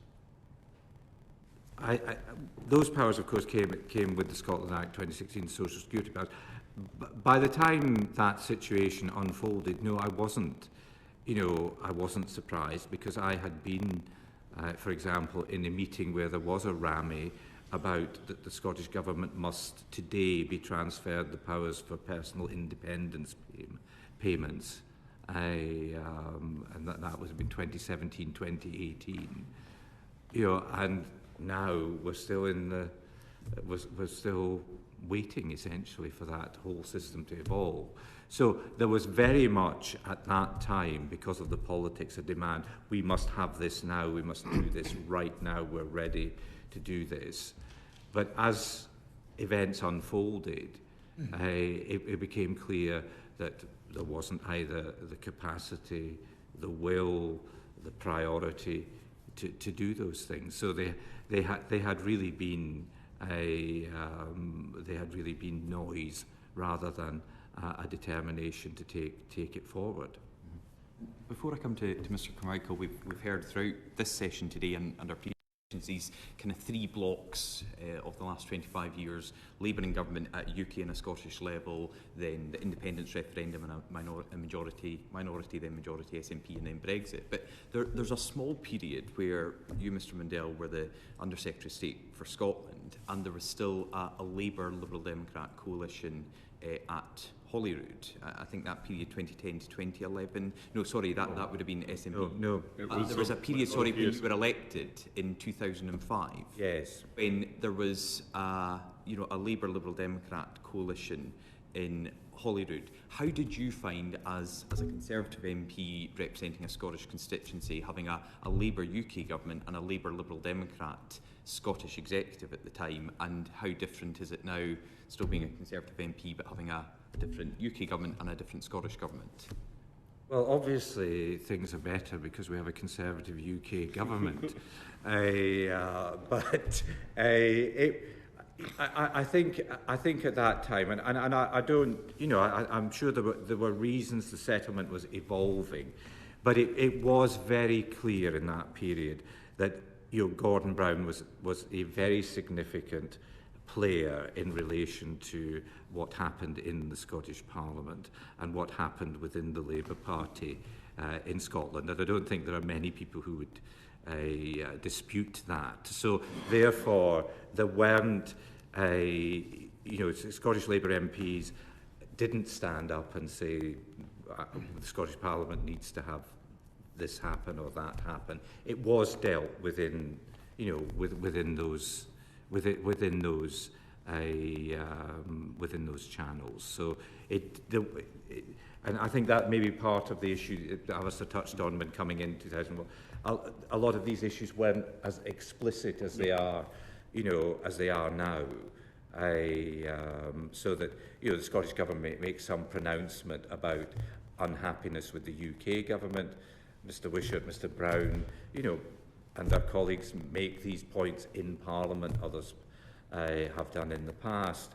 Whereas in that period, the things that were causing tension, and there were obviously tension over the free personal care, it wasn't out in the public domain for them to be raised in this Parliament. In fact, the impression conveyed, other than by some of Mr. Carmichael's more independently minded colleagues, was that everything was sweetness and light.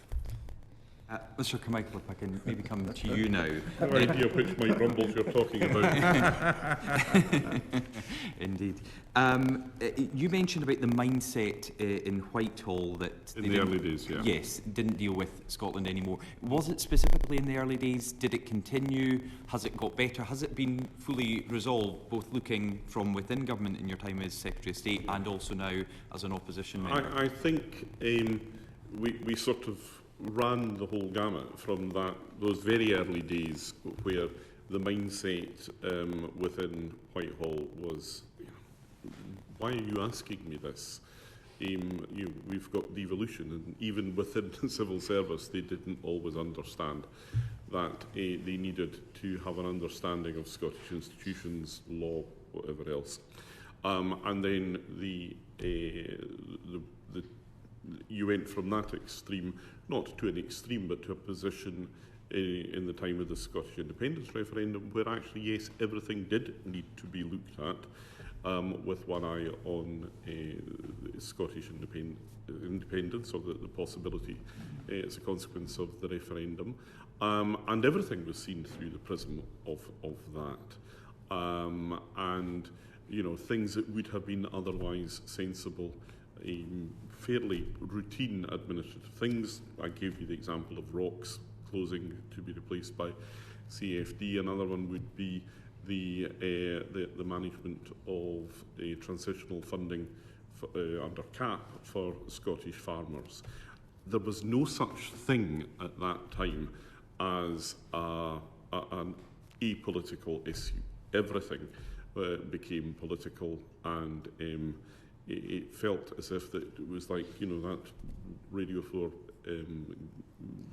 game show, the Mornington Crescent, where, you always come back to Mornington Crescent. Whatever the question, the answer ultimately was always going to be Scottish independence. And one of the criticisms now from the Scottish Government is when the UK Government spends money, in their view, in devolved areas. And I'm just thinking of your own constituency, for example, the Fair Isle Ferry, and maybe not so much devolved because there's reserved and devolved competencies, but obviously Saxiford got money in the recent budget. How is that viewed by your constituents in terms of investment? Do they really care who's paying for it? They just want to get that investment. And indeed, is it welcome when it comes to the UK Government because of after years they've not received that funding from the Scottish Government? I think it's certainly welcome. Who doesn't want investment in their own community? Well, it sounds like some SNP politicians. Well, they can answer for themselves, and you've touched there on two particular projects, the creation of a spaceport in Saxiford, which is enormously important from the UK perspective. This is a strategically important initiative for the whole of the United Kingdom. So, of course, it's entirely appropriate that it should be given funding for from the UK government.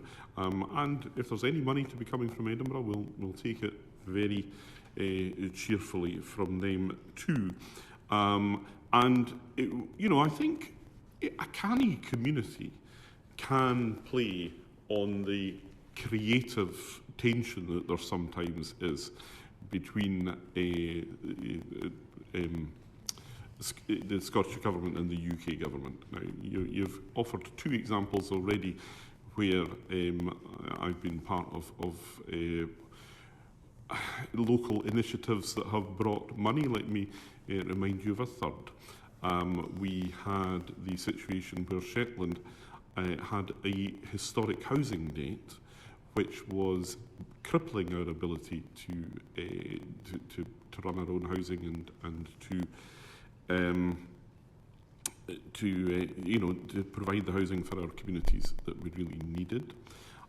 We were able to get 10, and there were historic reasons for that, and it was that the money used to go, and this is how the Treasury works, you'll know, it went from the Treasury to the Scottish Government, specifically with strings attached, so that it went to councils to pay off their housing debt.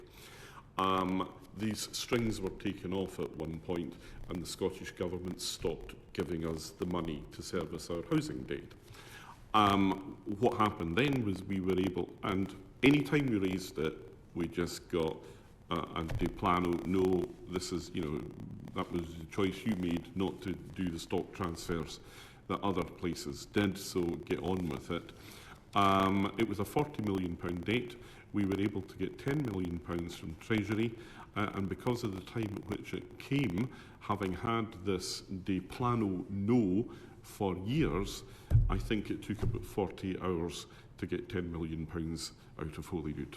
So, that's sometimes how it works, and if you can get money for your community, then you should.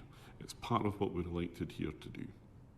I'll only put the Clorach Bridge in Murray as an example locally for us as well. I want to look at a couple of issues within the Scotland Act and ask you both, but I'll start with you, Mr Carmichael. Obviously, everyone is suddenly an expert in Section 35 of the Scotland Act. During your time, did it ever come across your desk that there may be a need, a requirement, or even a reason to look at invoking Section 35? We know it hadn't been up until the current Secretary of State used it, but was there any time during your period as Secretary of State that you looked at that? I would hesitate ever to describe myself as an expert, especially in matters of law, since I'm now 23 years away from any legal practice. But I'm not an expert, but I had read the Scotland Act. I knew it was there. I had always imagined that it would be for something fairly fundamental, like, if, for example, the Scottish Government tried to remove a military base or whatever, something of that sort. So I was aware that it was there. I can say without hesitation that it was never mooted as an option in my time. Do you agree with the decision taken by the Secretary of State to invoke it on that piece of legislation? Well, the courts have said that he was right to do it, so who am I to argue with the courts? So it was correct? Well, I mean, he took a challenge, presumably on advice. I thought it was politically not something I would have rushed to myself. I would have preferred to find an accommodation if it had been possible. As a recovering lawyer, I always know that courts should be taken as the last resort, because apart from anything else, the only people who ever really benefit from it are the lawyers. Mr Mundell, in your time in office? I think there was probably more consideration of these provisions because, if you recall, there was a period of discussion as to whether the Scottish Parliament itself could instigate a referendum, which the UK government was clear that it could not. And I think at one stage a bill or a draft bill was actually produced in relation to that referendum.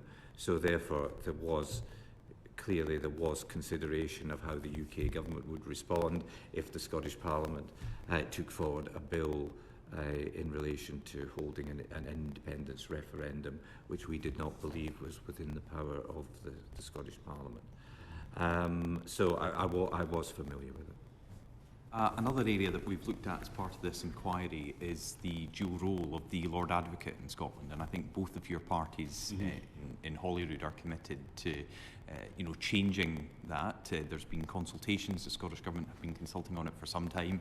It would take an amendment to the Scotland Act here to do that, despite the historical differences.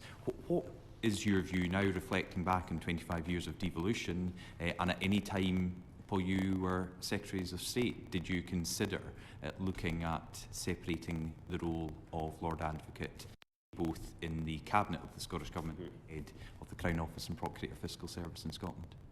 Well, we didn't, not least because we weren't asked to.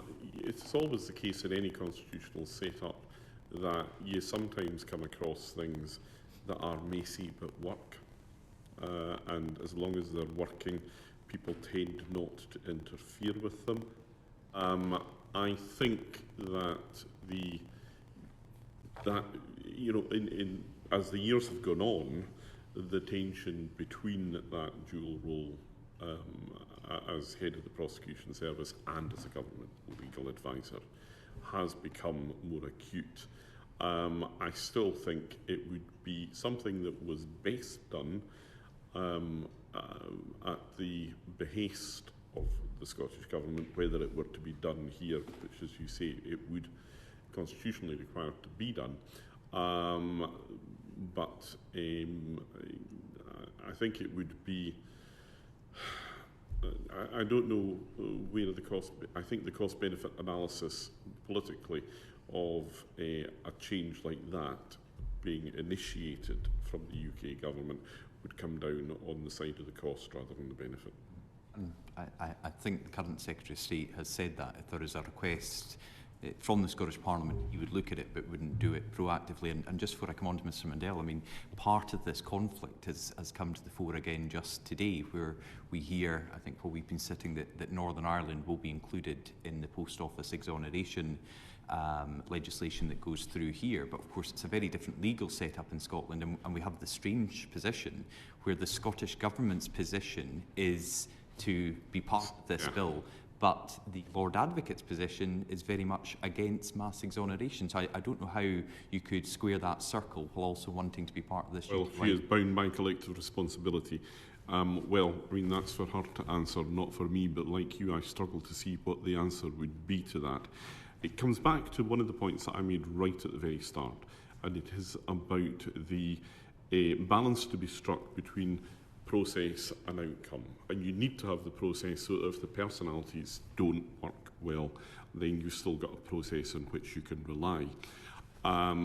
The position with post office exonerations, I think, is now quite a sensible one, because the outcome will be the same for people who have been convicted in Northern Ireland as it will be in the rest of the United Kingdom, because there's a particular need in Northern Ireland to have a 12-week consultation for legislation of that sort, quite apart from the fact that they've just got their assembly back up and running and are not short of things that they need to do because they've not been doing them for the last few years now. The Scottish Parliament is not in that position. The Scottish Parliament has overseen a series of prosecutions. Granted, if we were talking about the Horizon scandal as a whole, the blame for that lies fairly and squarely within the UK government for the last 20 plus years. But this is not about the Horizon scandal as a whole, it's about this one element of it. And I feel very strongly that the whole sorry mess of the Post Office Horizon scandal has been allowed to arise because of poor accountability. So actually, the people who need to be accountable for this must be those who took the decision, and they are accountable to the Scottish Parliament in Edinburgh. They should be getting on and doing the legislation so that the victims are not left in the same position in Scotland as they would have been in Northern Ireland and having convictions quashed later. If there is a conflict between the Lord Advocate and the rest of the Scottish Government, then that is for them to resolve. But it must not allow the victims of these wrongful prosecutions, as I would see them, to be treated worse than victims in other parts of the United Kingdom. Mr Mundell, your view on obviously the changes, any change to the Lord Advocate wasn't part of either the Calman Commission or the Smith Commission, and the Smith Commission was a fairly eclectic bunch of changes that were made. But I think that's because the Lord Advocate wasn't in the same position of political visibility that they are now. When I was in the Scottish Parliament myself, the Lord Advocate rarely appeared in proceedings. So I think it's because there's a perception that it has become more political. And I think, my view is you do need to deal with that perception, but I think it's a decision for the Scottish Parliament to make, and then for the UK Government Parliament to follow through on. Bear in mind also that there were other changes happening within the way in which the Lord Advocate and the Solicitor General were both appointed the sort of people who could become Lord Advocate and the Solicitor General. So again, declaring an interest, Eilish Angelini was my first boss when I was a trainee solicitor, and you saw the way that she went through the civil service route, became a solicitor advocate, and then was first Solicitor General and Lord Advocate. And, you know, a very strong personality doing, I think, really good, progressive and inclusive things within the legal establishment. And I think that was where the attention lay at that point, rather than the constitutional messy position, which, as I say, for all its difficulties, still worked quite well. If it stops working, though, that's when you have to change it. And just finally from me, Chair, if I can, Ms Mundell, you said earlier you didn't want to be taken on a tangent to discuss the Scottish Parliament, but if I can, because I've asked other witnesses, for you both in your reflections 25 years on from devolution, has the Scottish Parliament, do you think, met the aspirations of not just the people who set it up through the legislation, but the people of Scotland? And I think, Ms Mundell, earlier you said perhaps not the existence of it in itself, but how it has performed.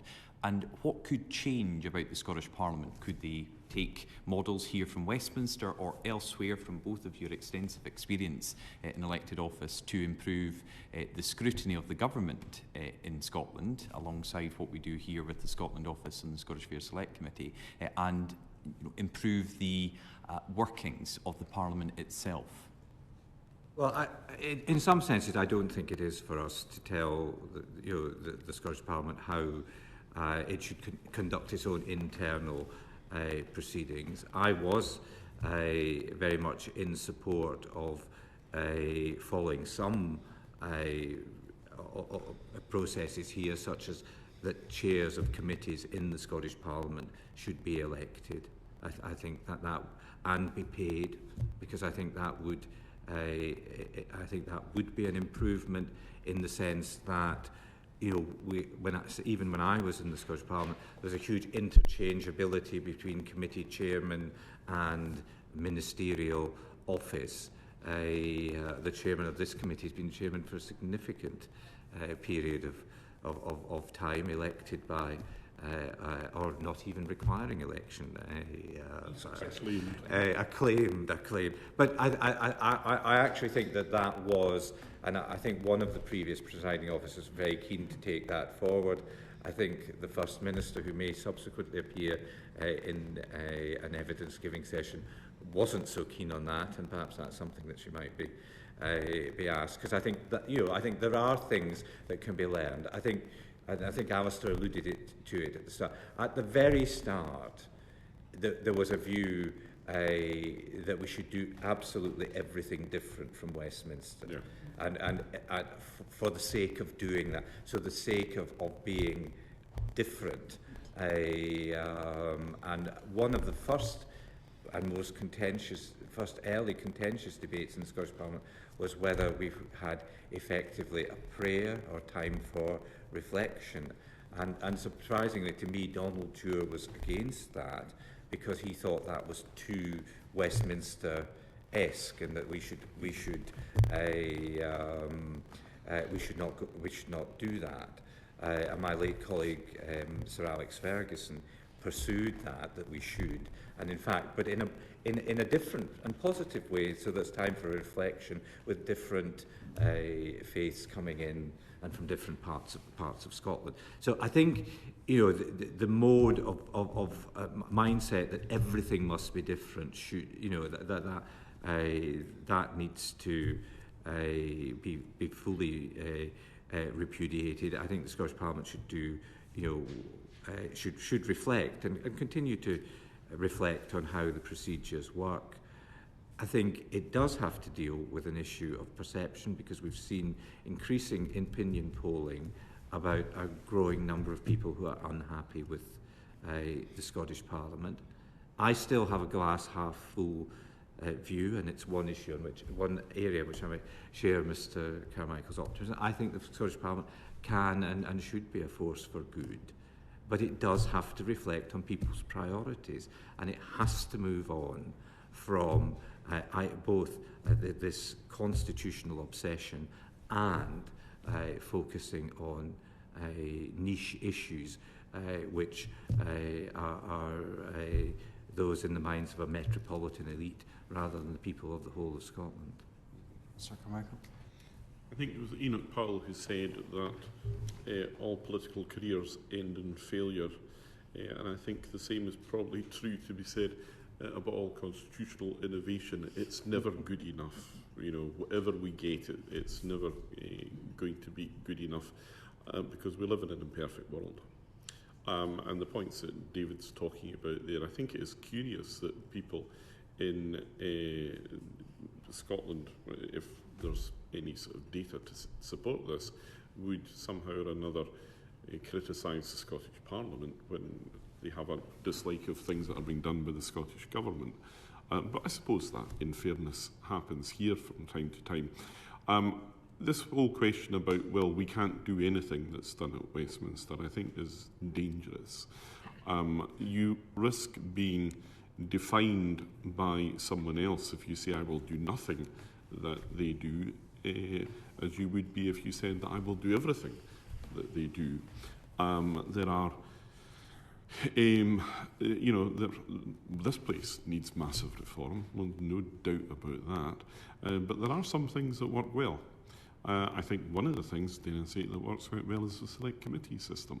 I think one of the things that worked quite well in the early days of the Scottish Parliament was the committee system. But I do see it as something which is now creaking. And again, it comes down to personality. A lot of it seems to depend on who is in the chair. And I think one of the changes that we've brought into our procedures here that was significant was to hand the election of select committee chairs over to members as a whole. I think that's been a good thing. And if our colleagues in Holyrood were to look at it, they might find that there was quite a lot to recommend it for them too. But that's their decision. Thank you both very much. On a very positive note, I think we'll have to bring these proceedings to a close. But could I thank... Oh, sorry, Alan. Yeah, if that's okay. Yes, of course, yes, please. Thanks, Douglas. Apologies, I was late. I was actually getting tooth roots extracted, so I'm in much more pain than anything I can inflict on you guys. You'll be pleased to know. Can I just start with yourself, Mr. Mundell? So, yes. You're Under Secretary of the Scottish Office 2010, 2015, I believe. That's correct. So, when you started there, is there any feeling that it was chronically understaffed at all? I think it was staffed to the responsibilities that it carried out. In the earlier part of the discussion, we've touched on the changing nature of the Scotland Office and the activities of the Secretary of State for Scotland. So it was staffed for the responsibilities that were then and the way of operating that was then in place. The same to yourself, Mr. Carmichael, but also just to point out, so 2010, the number of staff of the Scotland Office was 92. That increased to 111 by 2015, which increased 21%. And this Parliament went up again, so it's now over 130 on average. So that's a 40% increase since 2010, but yet clearly we've had 2 further rounds of devolution since then. So that surprised you there's now so many staff there, even compared to your time? I mean, for my time, we absolutely needed all the extra staff that we had. We brought them in from across Whitehall. They performed a very important function. And, you know, that's a consequence of the fact that you have a changed political landscape at that point. What I don't know if you were in the room for to hear Mr. Mundell talking, but you know, subsequently, the nature of that relationship has changed, and I don't want to put words in David's mouth, but essentially he's said that there was an element of disagreement for the sake of disagreement. If you're telling me that the consequence of that is more expenditure for the taxpayer on civil service, then I'm not massively surprised. Okay, but when you left office, you didn't think we were short of maybe another 20 staff here, another 20% increase would be needed to make There's a lot happened since I left in 2015, and quite apart from anything else, we have exited the European Union. We've had all the challenges of dealing with a pandemic. Again, I think before you arrived, there was some reference to by Mr. Ross to an exchange between Nicola Sturgeon and Liz Lloyd, which characterised an approach to intergovernmental relations involving a good old-fashioned rammy. If that's how you do your politics, then inevitably it affects how government operates and how government has to operate. I don't know why these extra staff are there. This is not something. If Mr. Jack comes to your committee, you can doubtless ask him, and he will My question was, did you think there was a need for 20 extra staff when you left office? No, I only knew the need that there was when I was there, and I was certainly satisfied that the staff that we had was sufficient, and they were very good, effective staff. A lot of things happened after that, and other people have to decide what is appropriate to meet these needs. The needs change, your staff will change.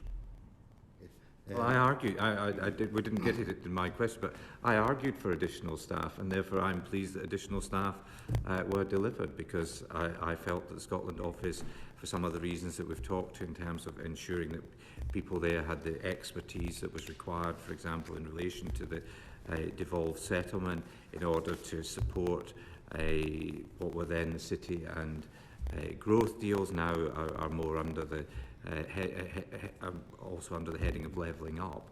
I felt that as the Scotland office's role evolved, more staff were required to take that forward. Move on. Listen, you were Secretary of State of Scotland, Mr. Mundell. Changing tack slightly, so now Lord Cameron cut onshore wind farms from the CFD process as part of his cut the green crap agenda. But obviously Scotland had massively developed an onshore wind regime and had embraced renewable energy. Now, energy ministers at that time were looking at finding ways to see if sites based in Scotland still could access subsidies, even though clearly the UK government policy was no onshore wind farms in England. Yes. But it was suggested that you opposed that and you refused to release any memos or internal documentation, even under FOI, because I was involved in trying to find out answers to that. Was that an appropriate use of your position when you effectively blocked the UK government and the Scottish government trying to work together to allow that renewable energy development in Scotland? Well, I think the difference between the position in England and in Scotland is that in England communities have a key role in determining whether onshore wind takes place. That is not the case in Scotland.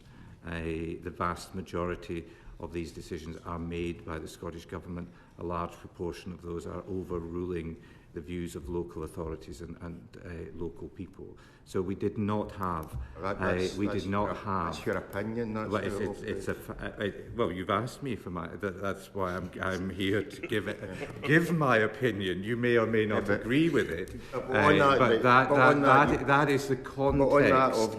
That is the context of decision making. On your opinion, then you thought it was valid to block onshore wind farms in entirety in Scotland during that period? Well, I think if you look back, you will see that onshore wind farms in their entirety are not blocked in Scotland, and a very significant amount of onshore wind in Scotland went ahead without taxpayer subsidy.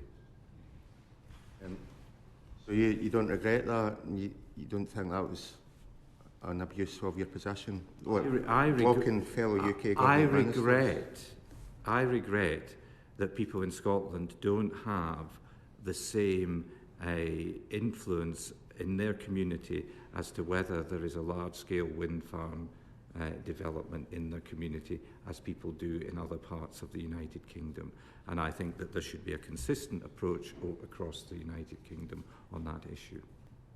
Right, so you think Westminster should make further laws to govern? Well, I think, Mr. Brown, you are going down exactly the route of the conversation that we've had for the last 2.5 hours, where we are identifying Scotland good, Westminster bad.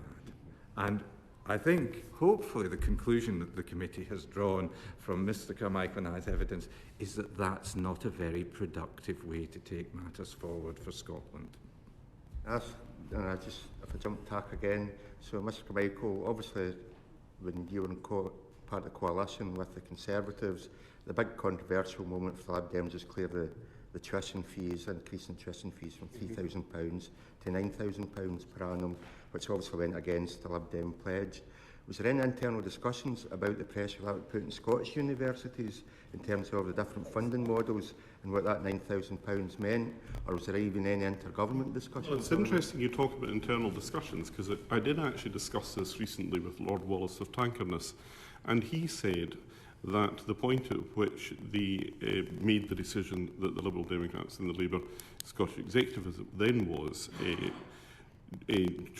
had when they made the decision to abolish tuition fees in Scotland, was that it was on a very clear understanding that the funding for higher education in Scotland would be maintained, and that the consequence that so many young people in Scotland have now is that they can't get access to the high tariff, highly subscribed courses. I'll speak with some passion again here. My own son is just finishing a degree in veterinary medicine at Bristol University because of subject choices he made where he wasn't eligible even to be considered in Scotland.